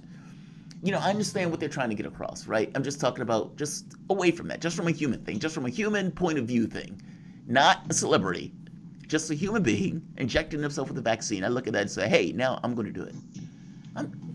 I get it, but I don't see why, you know, these guys would somehow inspire me to do this. Yeah, here's the thing. If you look at it in a sort of logical option tree sense, I don't see who this is going to convince. If you think about the people who are, and I'm not trying to take sides here exactly, if you think about people who are quote unquote anti-vaxxers, who are concerned about the vaccine or worried about the possible impact or whatever, by and large, they're not going to be folks who would take it just because they see somebody else take it. Particularly, you know, the idea here is that you have presidents. They're holders of prestige. They're holders of legitimacy. They're trying to grant that legitimacy to the vaccine. It's not just them taking it on TV to prove that it's safe because, hey, they could be taking a sugar shot or something like that. You know, they could be taking a placebo theoretically. If you don't think it's safe and you think they're rolling this unsafe thing out to the public, then maybe they're just lying at the top level. I don't see who this is going to convince, in other words. And I'm not even, like I said earlier in the show, I very well could get the vaccine this spring. I'm one of those folks who might decide to get it early once it's available to the general public. So I'm not really taking a side here. I'm just saying, I agree with you. I don't see who this is going to convince. You know? I don't. I mean, anyway, again, not saying anything's wrong with it because I'm not, you know, there's no way for me to know. I guess, I don't know. I guess maybe I'm dicey on stuff like this. And it feels like it was done fast. Like you said, it could have been done faster. But yeah, I don't, you know, I'm not against it. And like you say, you might get it yourself and I might get it. I mean, you know, it's not like, you know, I'm impervious, and 2020 has definitely looked like it tried to take my head off. So. Oh man, seriously, you've had a rough year. You know, maybe. I'm sorry, man. Oh, dude, don't apologize. Yeah. It's what it is. Everything dies. I guess I'm just making a point that the vaccine itself. Okay. I don't know if it's. Look, I can't challenge the efficacy of it because clearly I'm not in a position to do so. I am hesitant about stuff like this. I'm putting something in my body that I don't necessarily entirely know the entire effect of, right? But I'm not against it. And like you say, you yourself are probably going to get one, and I might get one myself. I like to travel. And if I'm going to be able to get on that flight, looks like these are things that might be required. So I hear it's pleasant being a zombie. I hear there's less pain in the world. You get to eat whatever you want. No, I'm just messing. Massachusetts state legislators passed a sweeping police reform bill Tuesday that amends use of force and training policies and curtails law enforcement legal protections. The legislation limits the grounds for law enforcement use of tear gas and rubber bullets during protests and bans chokeholds and carotid restraints in the state. The Massachusetts bill also limits the use of quote-unquote no-knock warrants. Law enforcement training practices would also be more standardized under the legislation, which would create a commission for overseeing standards. The commission will oversee certification of officers and investigate and decertify offers for substantiated misconduct. It is unclear whether Governor Charlie Baker will sign the bill into law by the 10-day deadline. Baker, who is a Republican, told reporters Tuesday that he couldn't yet comment on the legislation because he hadn't reviewed the latest version. A dozen other states have addressed chokeholds and carotid restraints in recent months, some banning them outright and some setting laws governing when they're allowed and outlining consequences for breaking policy or law. I just want to point out the commission, I'm going to quote here again from the headline. The commission will oversee certification of officers and investigate and decertify officers for substantiated misconduct. This could be one of those cases where you get regulatory capture, where the commission that's supposed to oversee, problems, oversee crimes committed by police officers is nevertheless co-opted and corrupted and sort of bought out internally by the very bodies it's supposed to administrate. So that could happen. We'll see. It's just, in some cases, it's just like who's designing the institutions, how good of a job they're doing at it. Anyway, next headline here. Trump administration announced that it will block imports of cotton reportedly produced with forced labor. That's according to U.S. Customs and Border Protection from China's western Xinjiang region. On Wednesday, U.S. Customs and Border Protection issued what is known as a withhold release order on cotton from Xinjiang Production and Construction Corps, which allows the agency to detain shipments at U.S. ports and give companies the opportunity to export their shipments or to demonstrate that the merchandise was not produced with forced labor. The agency issued 13 orders during fiscal year 2020, including 8 on goods it said were made by forced labor in China. In October, CBP blocked imports of palm oil and palm oil products from Malaysia after a year-long investigation into labor abuses.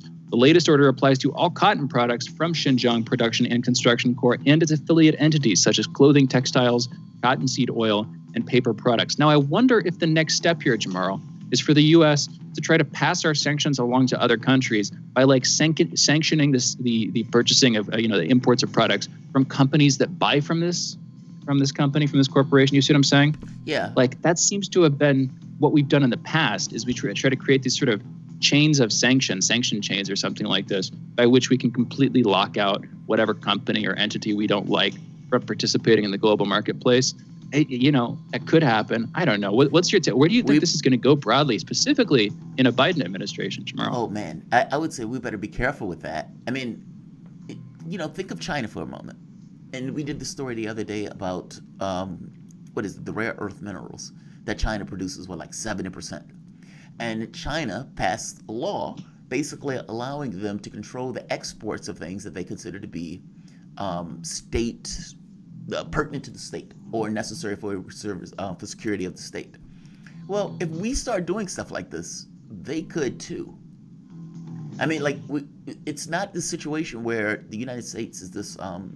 Yes, we're still a Goliath, especially from an economic region, but there are weaknesses here that can be exploited by other countries in the same way that we try to exploit things like this. So I don't know what is going on in the Xinjiang region. Whether or not this is slave labor. I do know sometimes we tend to turn a blind eye to that stuff. Again, going back to Obama in Malaysia with the slave labor because he wants these guys into Trans-Pacific Partnership. And funny enough, to go after China, by the way, that was the whole point of the Trans-Pacific Partnership. And so we better be careful with this. I mean, this is not a situation where we're, a unipolar world anymore, especially from the economic domain. We have competitors. And in the same way that these orders can be put by the United States, they can also be put on China. I mean, what is prison labor in the United States? Let's be very honest. Like when we have the prison labor and these guys are out there fighting fires and we're paying them, 10 cents or 8 cents to go out and fight fires and risk their lives. Or when we have them in prison doing stuff for like 20 cents. Is it slave labor? No. Is it close? Yeah, 20 cents close. What about immigrants? When those immigrants come into the country and you get these guys arrested and then put into camps in order to make stuff. What is that? I mean, they don't even have the power like complain. Like they are literally going to be immigrated at a certain point or kicked out of the country at a certain point. But while they're here, hey, we're going to use them for labor. Like, I guess I'm saying we say stuff like this and do stuff like this. And we never look at ourselves when we're looking at the critiques of other countries around stuff like this. I mean, we do very similar things. Let's be honest. It's true. It's true. You know what? We got 3 more headlines here, and a lot to talk about there, definitely. But I'm going to get through these other bits of news. Hundreds of Ethiopian Jews have been airlifted to Israel. That's the first of several thousand in total that are due to be airlifted there. This comes after weeks. This comes weeks after Israel announced plans to do so, after failing to implement a previous pledge to take in the community. The immigrants are related to Ethiopian Jews brought to Israel decades ago in a series of secret operations, but questions over their eligibility to settle there held up the process. The issue gained greater urgency in recent weeks as fighting between the Ethiopian government and local forces in the Tigray region threatened to spread south to Gondar City, where most of the Jewish community are in transit camps. Israeli Prime Minister Benjamin Netanyahu and his political rival, alternate Prime Minister Benny Gantz, greeted the 316 new arrivals at Ben Gurion Airport. Boeing Company's 737 MAX staged its first post-grounding flight with media on board on Wednesday as carriers seek to demonstrate to passengers that the redesigned jet is safe after a 20-month safety ban. In another display of confidence, European budget airline Ryanair was set to place a hefty order for up to 75 additional 737 MAX jets. Wednesday's American Airlines 737 MAX flight was a 45-minute hop from Dallas, Texas to Tulsa, Oklahoma. It comes weeks before the first commercial passenger flight on December 29th, and as part of a public relations effort to allay any concerns about the aircraft. Boeing's best-selling jet was grounded in March 2019 after 2 crashes in 5 months killed a combined 346 people, marking the industry's worst safety crisis in decades and undermining U.S. aviation regulatory leadership. Wednesday's flight marked the first time anyone besides regulators and industry personnel flew on the MAX since the grounding, which ignited investigations focusing on software that overwhelmed pilots. And that is the last person on the plane you want to have overwhelmed, by the way, is the pilot. I'm pretty sure that's why they're supposed to have the co-pilots in place. But apparently the software is even too overwhelming for the team there. In any event, those are our headlines. You're listening to Fault Lines with Thomas and Stranahan. And we are going into a break, and on the other side of this break, we will be back with Professor Richard Wolff. You're listening to Fault Lines with Thomas and Stranahan. Be right back in just 1 minute. Fault Lines. Catch all the breaking global political and economic news as it happens. Sputnik brings an all-star lineup with expert opinion from some of the biggest names in the news today. Noam Chomsky.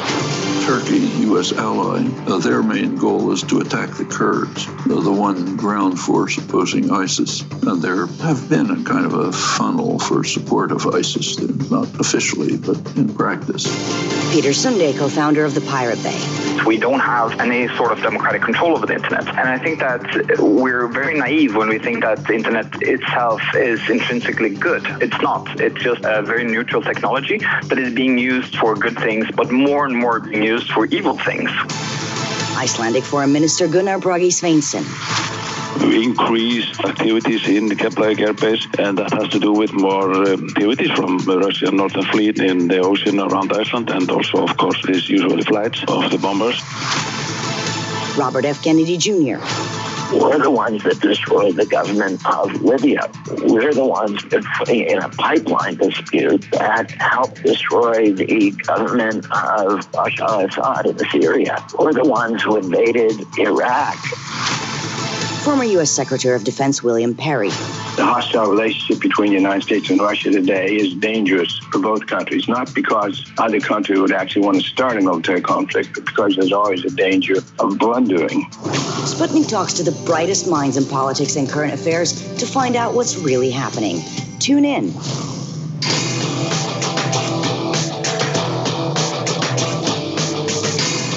Fault Lines. And we're back. You're listening to Fault Lines with Jamarl Thomas and Shane Stranahan, and our guest, Richard D. Wolff. He is a professor of economics emeritus at the University of Massachusetts Amherst and a visiting professor in the graduate program in international affairs of the New School University, NYC. He is also the founder of Democracy at Work and host of their nationally syndicated show, Economic Update. He's also an author, his latest book being The System is the Sickness, When Capitalism Fails to Save Us from Pandemics or Itself. That book is available with his other books, Understanding Socialism and Understanding Marxism, at democracyatwork.info. And last but not least, you can and you should follow him on Twitter at Prof. Wolff, and that is Wolff with 2 F's at the end. Professor Wolff, thank you for joining us this morning. How are you doing? Pretty well, and thank you for inviting me. Thank you again for being with us. I'm going to start it off here. We just a conversation Jamarl and I were having earlier on in the show. Aren't we going to see a wave of serious economic events take place at the end of the month or early in the year with forbearance on rent, mortgages ending, a lot of folks having to either leave their houses or do a bankruptcy, do various things, whatever the case may be, along with businesses, many of small businesses, many of which have shuttered their doors, reportedly never to open them again. What do you think we're going to see in the new year with this? And what do you think the government is going to do in response, Professor Wolff?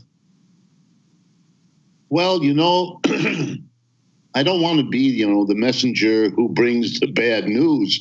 But if I'm going to be honest to your perfectly reasonable question, I have to bring you bad news. Number one, we are already in extremely serious economic trouble.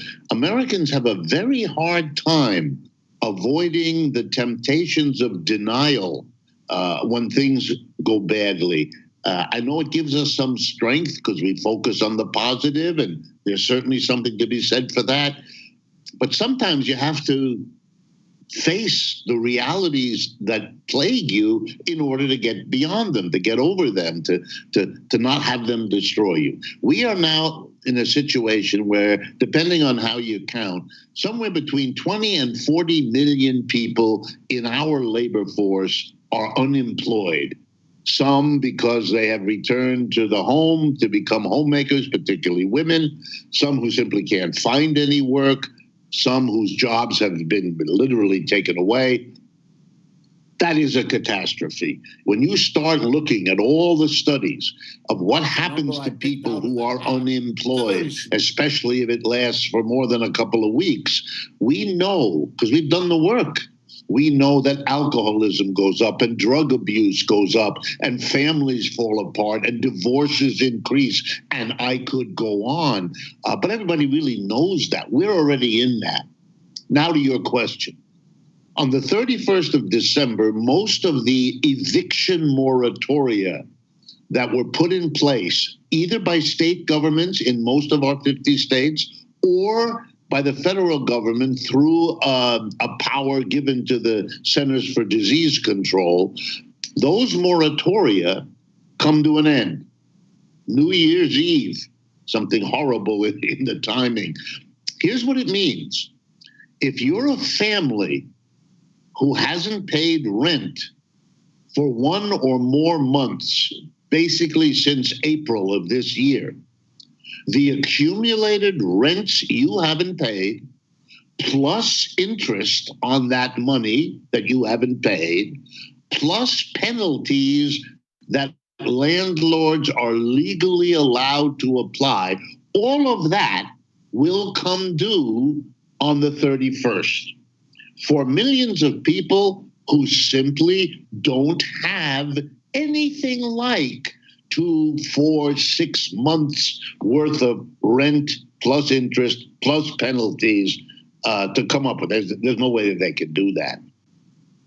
Many of those families are already up to their necks in debt, credit card debt, automobile payment debt, and college student debt, which are the 3 major other kinds. No one knows what's going to happen to these people. And as you rightly said, they are matched by what we call commercial moratoria. That's when a store doesn't pay its rent. And there are hundreds of thousands of stores that have not paid their rent. Commercial tenants. They haven't paid, for example, to the landlord who owns and operates the mall where that store is located, or the urban building where that store is the ground floor, and so on. What has happened is that landlords have been really whacked. Now, if you're a huge corporation and you have loads of malls and loads of buildings, and there are those, they have the kinds of reserves, they have the kind of access to banks, they can get through this. But if you're a little guy, if you have a building or two, if you rent out a portion of your home, or you have a small building adjacent to your home that you live off the rents from, you have no recourse. You don't have the resources. So what these people have been doing is going into court, filing the requisite papers to evict, but you can't evict until the end of the month. But if things don't change over the next 3 weeks, you're going to see sheriffs across the United States getting into their cars every morning and driving from house to house, from store to store, putting padlocks, freezing out the people who own that store or lived in that apartment. And no one knows what the effects of all of this are. A study early this week indicated that as of this week, 1/3 of all of the commercial establishments in the state of New Jersey where this survey was done have closed and indicate that they are now done as businesses. That is, they'll never come back. They're selling off their equipment. They're canceling their insurance policies. They're doing all the things you do if you don't expect to continue as a business. I shake my head in disbelief that we are shooting ourselves in the foot, economically speaking, in the manner that we're doing. And if you add to that, my last point, if you add to that the gridlock in Washington, where they haven't renewed the help to unemployed people that expired last July 31st, they still haven't renewed it. They don't look like they're going to renew it. The recent proposal by a couple of senators is to renew it at a much lower level than was in place during the summer. I mean, again, I shake my head in disbelief. Unemployed people getting $300 a month or whatever they're getting, you can't live on that. Those people have been using up whatever savings they might have had. They've been using up whatever they can scrounge from their relatives and their neighbors and their, all of that. They're done. They're at the end of their rope. And you have a Congress that either is going to give them nothing or give them more of the inadequacy they have been giving them. This is, you can't run a modern economy with simply a minority of rich people. If you don't have the mass of people able to generate product, to earn income, to make purchases, your economy for everybody, including the super rich, is going to fall apart. And I have to tell you, looking at the situation now, I'm an older guy. I have never seen the American economy in anything remotely like the severe difficulty we are in now. It's very strange. When you look at before all of this took place, and by the way, welcome to the show. I always appreciate you coming on, Professor Wolff. 42% of the population was making $18,000 a year before COVID hit. Before COVID hit, you had about 26 million that didn't have health insurance. That's even after Obamacare. And, as you look at the charts, the people who were at the higher end of the income scale, for the most part, did okay with COVID. They were able to stay at their homes. They were able to work remotely. And it's like the further down the income scale you get, the more likely they either lost their jobs or that they were in a position where they were continuously exposed to the virus itself. And this doesn't even touch, like you said, 30, 40 million people out of jobs. and the income that those people are going to miss, and the jobs that they're going to have to get as a secondary job in order to make up for the previous job. Like, not to mention the hospitalizations, deaths, the forbearance loans coming to an end. All of this stuff is going to hit all at once. And it seems to happen within the early parts of Joe Biden's administration.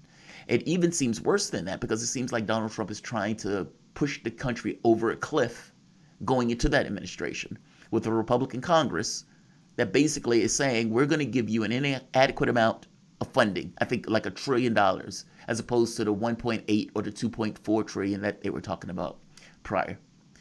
Mechanically, what happens? Like, what does, I guess what we're trying to get at is, what does this look like in practice as all of these things come due all at once? And I don't mean just bills. I mean economic issues. I mean social issues that weren't necessarily dealt with, that is inspired and pushed and egged on by those economic issues. It just seems like this is a recipe for disaster that's coming all at once, and it's coming all in the Biden administration that seems wholly inadequate from temperament and from the people he's putting in those positions to deal with anything like it. We have about 2 minutes, and we're going to go into the next one. But if you want to comment on that before we start, or we can end it early while you can gather your thoughts.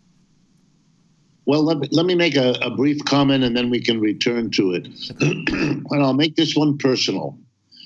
I got my PhD in economics at Yale University. And one of my classmates at the time I was getting my PhD was a young woman named Janet Yellen. She's about to become the Secretary of the Treasury in the new Biden administration.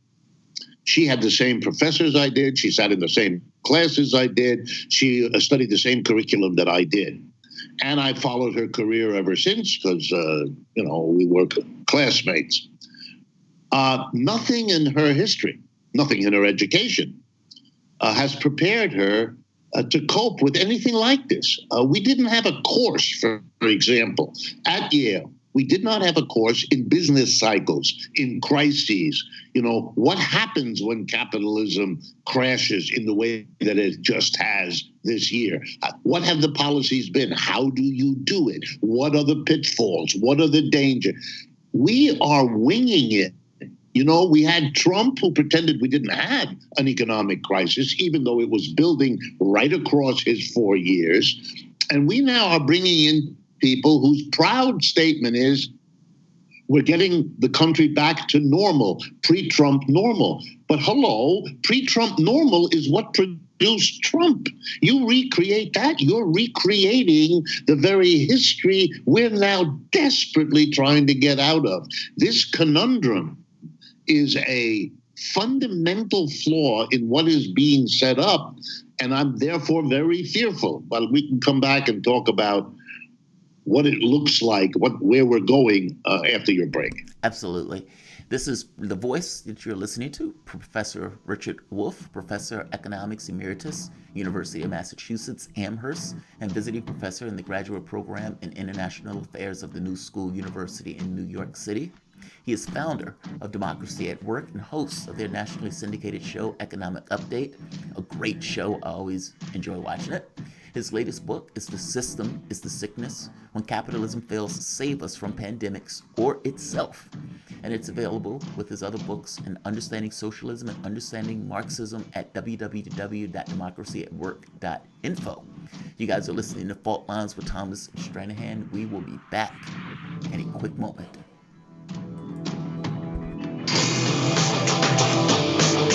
Fault Lines.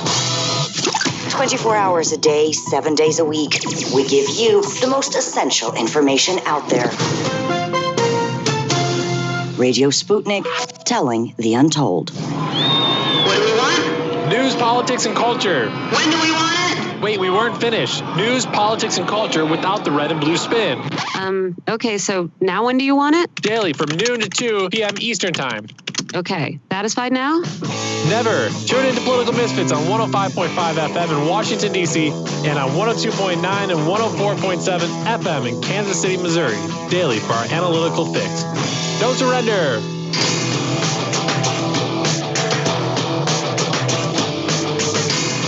Fault Lines. And we're back. You're listening to Fault Lines with Thomas and Stranahan and our guest, Professor Richard D. Wolff. He is Professor of Economics Emeritus at the University of Massachusetts Amherst and a visiting professor in the Graduate Program in International Affairs of the New School University, New York City. Also the founder of Democracy at Work and the host of their nationally syndicated show, Economic Update. And his latest book is The System is the Sickness, When Capitalism Fails to Save Us from Pandemics or Itself. You can check that out along with his other books, Understanding Socialism and Understanding Marxism, at democracyatwork.info. And again, you can follow him on Twitter at Prof. Wolff, twitter.com/Prof. Wolff, and that is Wolff with 2 F's at the end.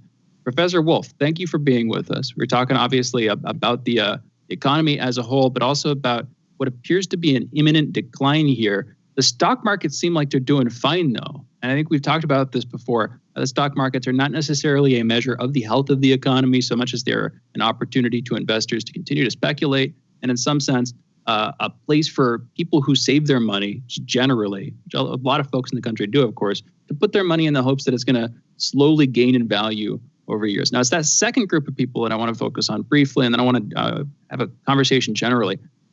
When do you think the stock market's going to go down? When do you think there's going to be a quote-unquote correction, which is the term that people will often use, looking at what appear to be inflated values of stocks? And then on the other hand, on a deeper level, if we can't trust the stock market to divine for us the health of our economy, what can we trust? What indicators, what signals should we be paying attention to if you're trying to get a sense of where we really are?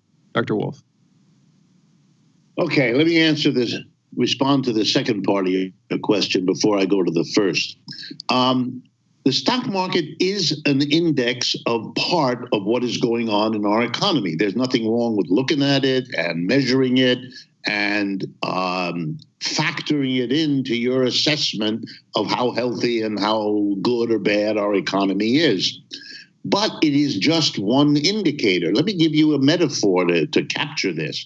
If you weren't feeling well for a while and you decided to go visit a doctor, and if the doctor said, "Oh, thank you for coming," popped the thermometer in your mouth, took your temperature, noticed that the temperature was more or less normal, and said, "Hey, your temperature is normal, you're fine, go home." My hope is you would know enough to know you need to find a different doctor. Why? Because one index isn't an adequate way of assessing anybody's health. And one index of an economy, such as the stock market, is likewise not an adequate way of assessing an economy's health. The doctor, if he's decent or she's decent, will look at your ears and your throat and will take some blood and subject it to blood tests that doctors have developed over the years in order to give you a comprehensive sense of your health by having looked at multiple indicators. The exact same applies in an economy. Sure, the party in power, whichever one, the party in power wants to put the best face it can on the economy. So it looks around for those indexes or indices that are positive and touts them and promotes them. And Trump was forever pointing to the stock market. Part of the reason is that he didn't have much else to point to. Before COVID hit, he had a low unemployment rate. Okay, that gave him a second index. High stock market, low unemployment rate. Are those adequate, those two? Of course not. But they were the two positive ones, so we heard about them all day. The reality is that both at the time of Mr. Trump and now, there were plenty of other indices that economists use, and most of them pointed down. I'll give you 3 or 4. Number one, the exports of the United States in terms of their competitiveness with the exports of other countries, European countries, the People's Republic of China, and so on. That was not in good shape. Here's another one. Inequality. Is the inequality between rich and poor in terms of income getting better, that is less unequal, or worse, more unequal? Answer, more unequal. Ditto for wealth, which is different from income. Wow. The number of people living in poverty, not a good sign. I could go on. Now, a proper analysis has to look at both the indices that point up and the indices that point down.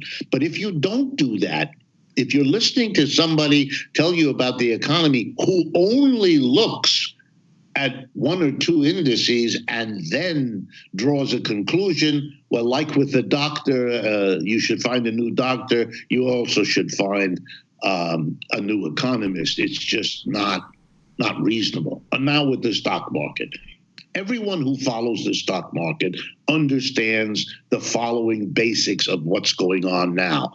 Number one, a very old truism: 10% of the shareholders own 80% of the shares. In other words, we do not have an equal distribution of shares. The vast majority of people who have shares have a tiny number of them.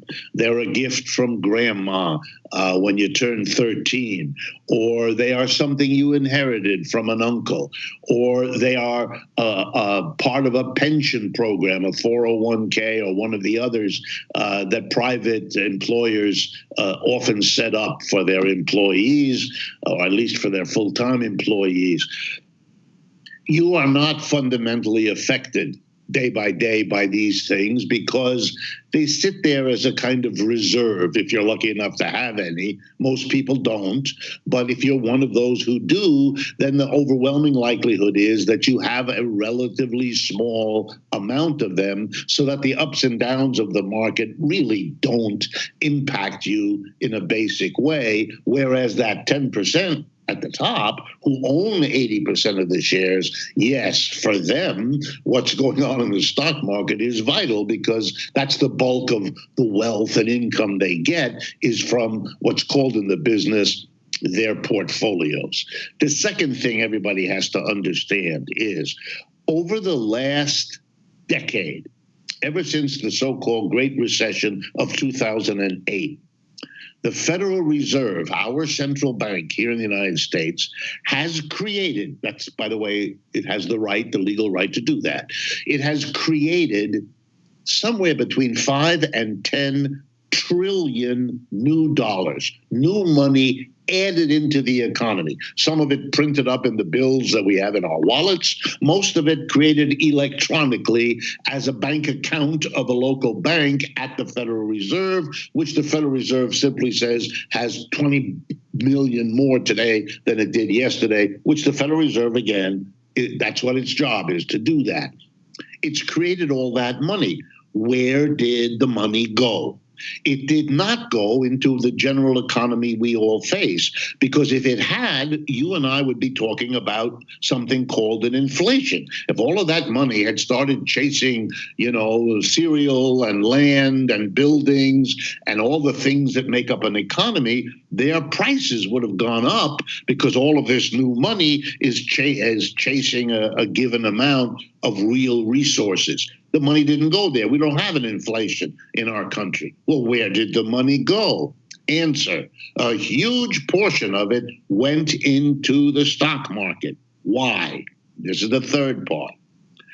The Federal Reserve, to keep our economy going because it is in such tough shape, has been basically saying to the business community, we're creating money and we will lend it to you at an interest rate barely above zero. I cannot overemphasize to people that they must understand this has been true for a decade. And what it means is that every business, large, medium, small, when it has a problem, any problem, producing something the public doesn't want to buy, or having chosen a technology that doesn't work, or having conflict with their employees over wages and working conditions, whatever the problem a company has, the easiest, quickest and cheapest solution is to go and borrow limitless amounts of money at virtually no cost, because the interest rate is in the neighborhood of 0.5%, 0.25%. And that's why over the last decade, American businesses have gone into debt on a scale and at a level we have never had in the history of the United States since the time we were a colony of Great Britain. It is staggering. And that the money that has been created has been lent to people who then use that money, particularly corporations, to speculate in the stock market, to buy their own shares back if they're a big company from the public, or to simply buy shares hoping that within a few weeks or a few months, they can sell those same shares at a higher price to somebody else just like them who went to the Federal Reserve and borrowed cheap money and is playing the same game they are. And this game in which the rich at the top borrow more and more money, throw it into the stock market, buying and selling stocks to each other at ever higher prices, is what gives you this remarkable stock market.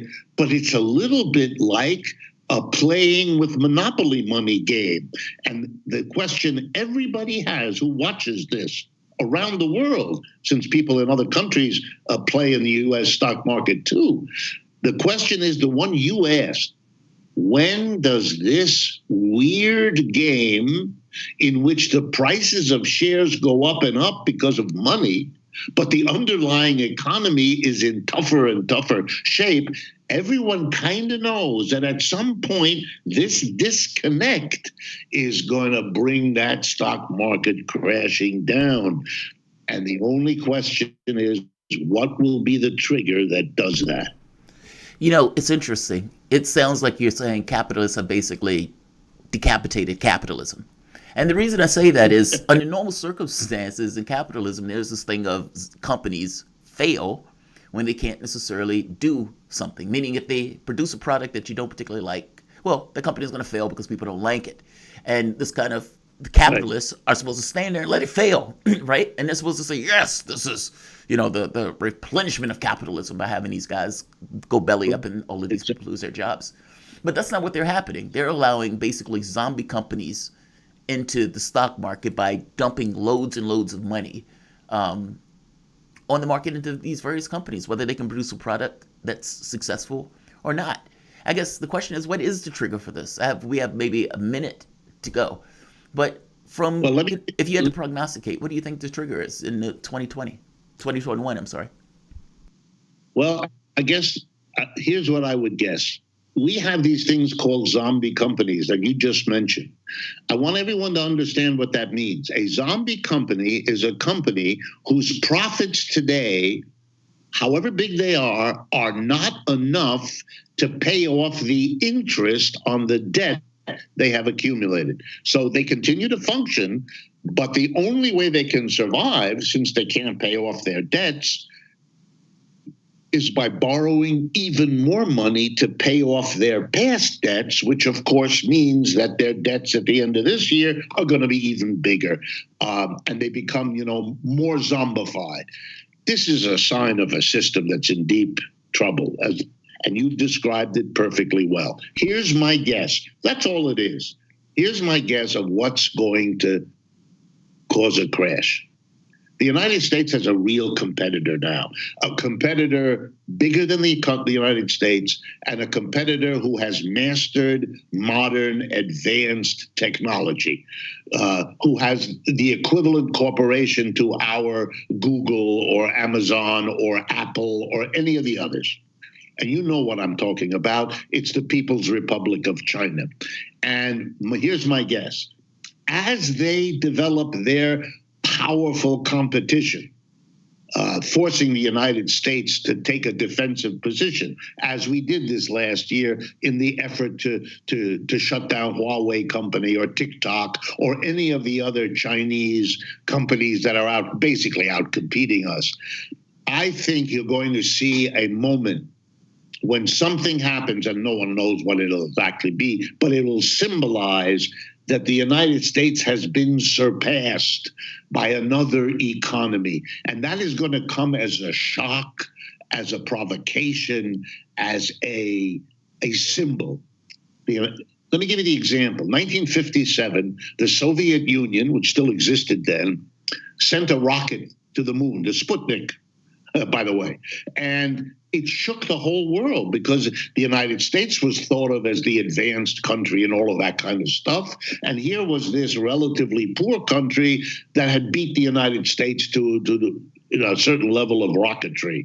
Something like that is going to shake the world economy. And my guess is it's going to come from the People's Republic of China. It's going to come pretty soon. And it's going to kind of pull the air out of what is a bubble on the stock markets of the United States and Western Europe. Professor Wolff, we usually don't do this. Is it okay with you if we ask one more question? Just hold you another minute or two? Sure. Go ahead. Thank you. What would happen to the businesses in that case? You're talking about many businesses across the country who are deeply in debt. Say the air gets blown out of the stock market like you're talking about. What happens to those businesses? Do they go belly up? What does that look like for corporations as well as small mom and pops that have managed to survive the pandemic? Where do you see that going, Professor Wolff? I think it disintegrates our economy because here's the reason. Those stocks, when they rise in price, it's the way our capitalism works. Take an imaginary corporation, the XYZ Corporation. As its stock gets bid up by all these speculators using the basically free money from the Federal Reserve, the company, and indeed anybody else who owns shares of this company, whose value is rising, they use those shares at their higher value as what we call collateral. They go to a bank and they say, borrow whatever. And here's the collateral. I will give you these shares that are currently worth $100 a share. And so if I don't pay you back on the agreed time and the agreed amount, well, then you take over. That's what collateral means. You take over these shares. And the bank says, okay, because the value of the shares is 10, 20, 30% more than what they've lent. So they're safe. But now let's imagine that the prices of these shares start coming down because of such an event that we just mentioned in China. The bank then picks up the telephone and calls the borrower and says, hey, we're watching the value of your shares. They've now gone down. You either have to pay us back or you have to give us more collateral. Well, the borrower doesn't have the collateral. So what does he do? It's called defaulting on the loan. So the first thing that's going to happen when these shares go down is you're going to see massive defaults across the system, debts that cannot be repaid by people who use the money for something, can't come up with more collateral. Meanwhile, the lender is watching the value of their collateral disappear on them.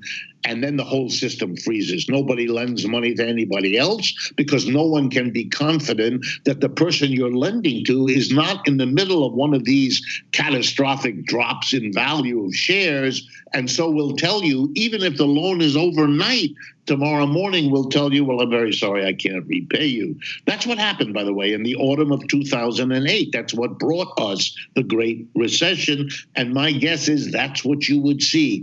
A freezing up of the economy. No one can trust anyone, and the capitalism is a system of trusting the people you make deals with. If you can't do that, you don't make the deals, and that's when things get really serious, because that's when the milk is not going to be brought into the city, because the company that has the truckers, it can't do business with the milk producers, can't do business with the grocers, and the system crashes.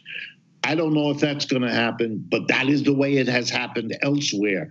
And I, like most Americans, believed, even though we shouldn't have, believed, quote, it can't happen here. And the thing I have to say, if I'm going to be honest with you, and it will be said by others, is not only can it happen here, it is happening here.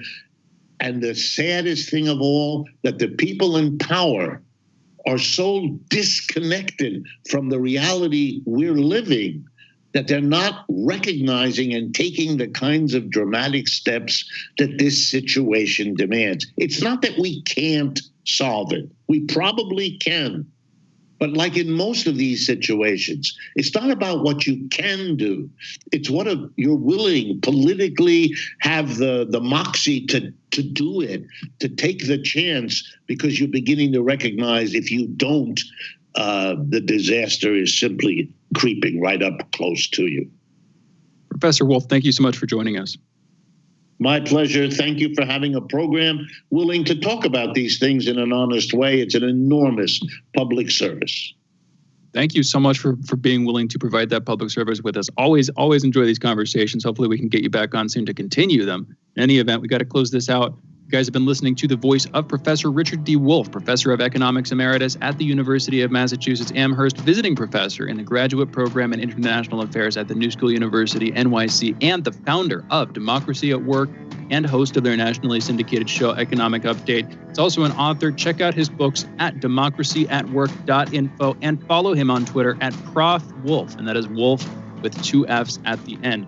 You're listening to Fault Lines with Thomas and Stranahan. We'll be back taking calls in a minute. 202-521-1320 is the number. Be back on the other side of this break. Fault Lines. By Any Means Necessary is your guide to the movement and efforts shaping the world around us, from mass incarceration. No longer am I interested in or concerned with prison reform.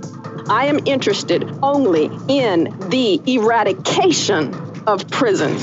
To the battle between police and water protectors. It was a pretty punishing disregard for the sanctity of human life, that unleashing water cannons on peaceful, prayerful water protectors. From efforts to protect the environment. The climate movement is ready to, with plenty of opposition research and force and strength, along with, the right of both science and morality, to fight them on this. To the movement for Black Lives. When I first saw the Michael Brown video, and I saw that it clearly contradicted the narrative put forth by the Ferguson Police Department and by police supporters in general, 3 words came to mind: color me shocked. Stay tuned to By Any Means Necessary, 5 days a week here on Radio Sputnik.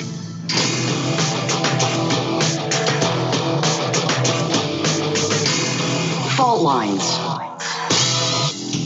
And we're back, and we are taking your calls. You're listening to Fault Lines with Thomas and Stranahan. We've got enough time for maybe 2, maybe even 3 callers. You already have one on the line. If you want to join us, you can. 202-521-1320 is the number. Let's go straight to Anthony, calling in from Detroit. Anthony, you're on the line. What's on your mind? Hey, what's up, guys? I'm so glad I got on. I'm literally pulling into work right now. Yeah, I just wanted to, great show today, and I just want to make a comment on the earlier guest, the conversation about democracy and, constitutional amendments and things of that nature. It kind of saddened me to hear. I mean, I, of course, agree with the pessimistic, description that the caller had of, the current state of affairs. But I wouldn't agree with the word impossible, considering we've had their claim that it's impossible to get an amendment, considering we've had amendments, throughout the history, and that construct of the Constitution has existed for X number of years as well. And so I kind of take not necessarily issue, but just disagree with. I mean, I find it curious that they I agree with the lack of acceptance for 50%. Or 13%, usurping the will of the 80%, what they were talking about, but I don't understand the tolerance for 51% usurping the will of that other 49. And so if you look at different ideas of democracy, if we move away from European concepts, the ideas of democracy that academia preoccupies, we look at something like the Iroquois Confederacy, where consensus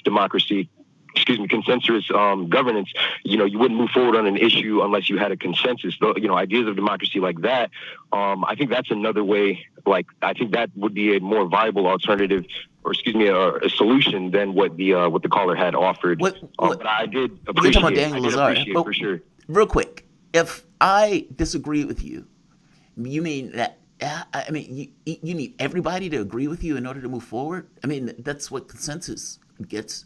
And what about obstinate people or obstinate groups or states that said, look, I don't agree with this, so I don't agree with that? Should that state in and of itself be enough to stop the entirety of the whole? I would counter with when it's a matter of literally life and death because policy and legislation manifests violence upon our communities, then yes, it ought to be that serious because we're talking about moving forward with our vision of society as a whole. And if I disagree with it, then why am I participating in that vision at all? I would at that point withdraw myself from it. And this is essentially what an anarchist society would be. If you are of the libertarian or anarchist strain of mindset or whatever, that's essentially what you would have, in any sort of anarchical state or status. Where it gets more balkanized, like three people form their own state. Well, I know it sounds unfeasible, but if you look at, like I mentioned, the Iroquois Confederacy, it's basically just dialogue, hours and hours of conversation. And so, because if we can't move forward, if we can't reach some point of agreement, then what are we? I do understand where you're coming from, but I would guarantee you that those people were in a different political system. I guess I don't see it in our world. I mean, you have people who wouldn't even agree that money should be dispensed during this crisis. And it's like, so we shouldn't dispense the money because somebody in Wyoming don't believe the money should be dispensed to the rest of the population? I don't see it. Well, if you look at another way, if you look at like an angry old bittered couple, like a married couple that has a hard time deciding on what color they want to paint the walls of their new house or whatever the case may be, like that's a party of two. If you have a party of 300 plus million people, I know you're talking about on the state level. I'm not trying to make it literally the case of a single person in a democracy of 300 million people can block it. But if you take it even 50 states, that seems like you'd very quickly reach a gridlock on just about everything of any importance. That's the problem with that. And then if what you get is the secession of people, like you're talking about, this sort of anarchical or libertarian ability to secede in order to follow your own rules. In some sense, I can completely go along with that. But what you'd get in the long run is a dissolution of the state as a whole, which would, as far as I can tell, leave you pretty open to invasion by other powers and leave you open to some other totalitarian entity within your nominal country coming in and taking you over. Like there are all these ways in which I can see that winding itself down. What's your take, though, Daniel? We've got a few seconds left. Or Anthony, pardon me. I would only counter that I totally understand those are valid critiques and they are true. Our current society does not have the cohesion, so we don't have cohesion and group identity. That there's too many class antagonisms to really have that as a viable. If I snap my fingers and said that's the way we ran things, it would SHI blank would hit the fan. In so many words, But I would say that those are just other things that we ought to be focused on fixing, such as education and understanding of one another. Building, rebuilding our group identity so that we're just human and not focused on these sects of different, classes or different things that tear us apart. Man, this is a fascinating conversation to have. I'll be honest. You should call back in some other time. Hopefully, we'll have more time for it. That's our fault, not yours. Interesting conversation, definitely. Yeah, that's fair. Yeah. Anyway, thank you everybody for listening. Thank you, producers Cameron and Raheem, for producing the show. Thank you, Andre, for engineering the show. Thank you to all of our guests, Professor Wolff, Daniel Lazar, Scott Ritter, and thank you again, like I said, for listening to us. We'll be back tomorrow, folks. Hope you have a great day. Signing off, Fault Lines, Thomas and Stranahan. Fault Lines with Thomas and Stranahan. Another one is in the books. Had a bit of difficulty this morning. My computer had a rendering error. It was like audio rendering. Restart. All right. And then when I restart it, it comes back on and says, there's an error or there's an update. It's like, okay. And then it says, there's an error with the update. And then they kept doing this thing, we kept cycling over and over again. And it's like repairing the computer, can't repair the computer, going back to the original. It's like, dude, bad time. bad time for this. But persistent, got it up and running, and we were able to get it in. The monologue is in the Fault Line show, but it's not on my channel. I can't help that. I was able to get it while I was on Skype, but I wasn't able to do it to get the show up for it.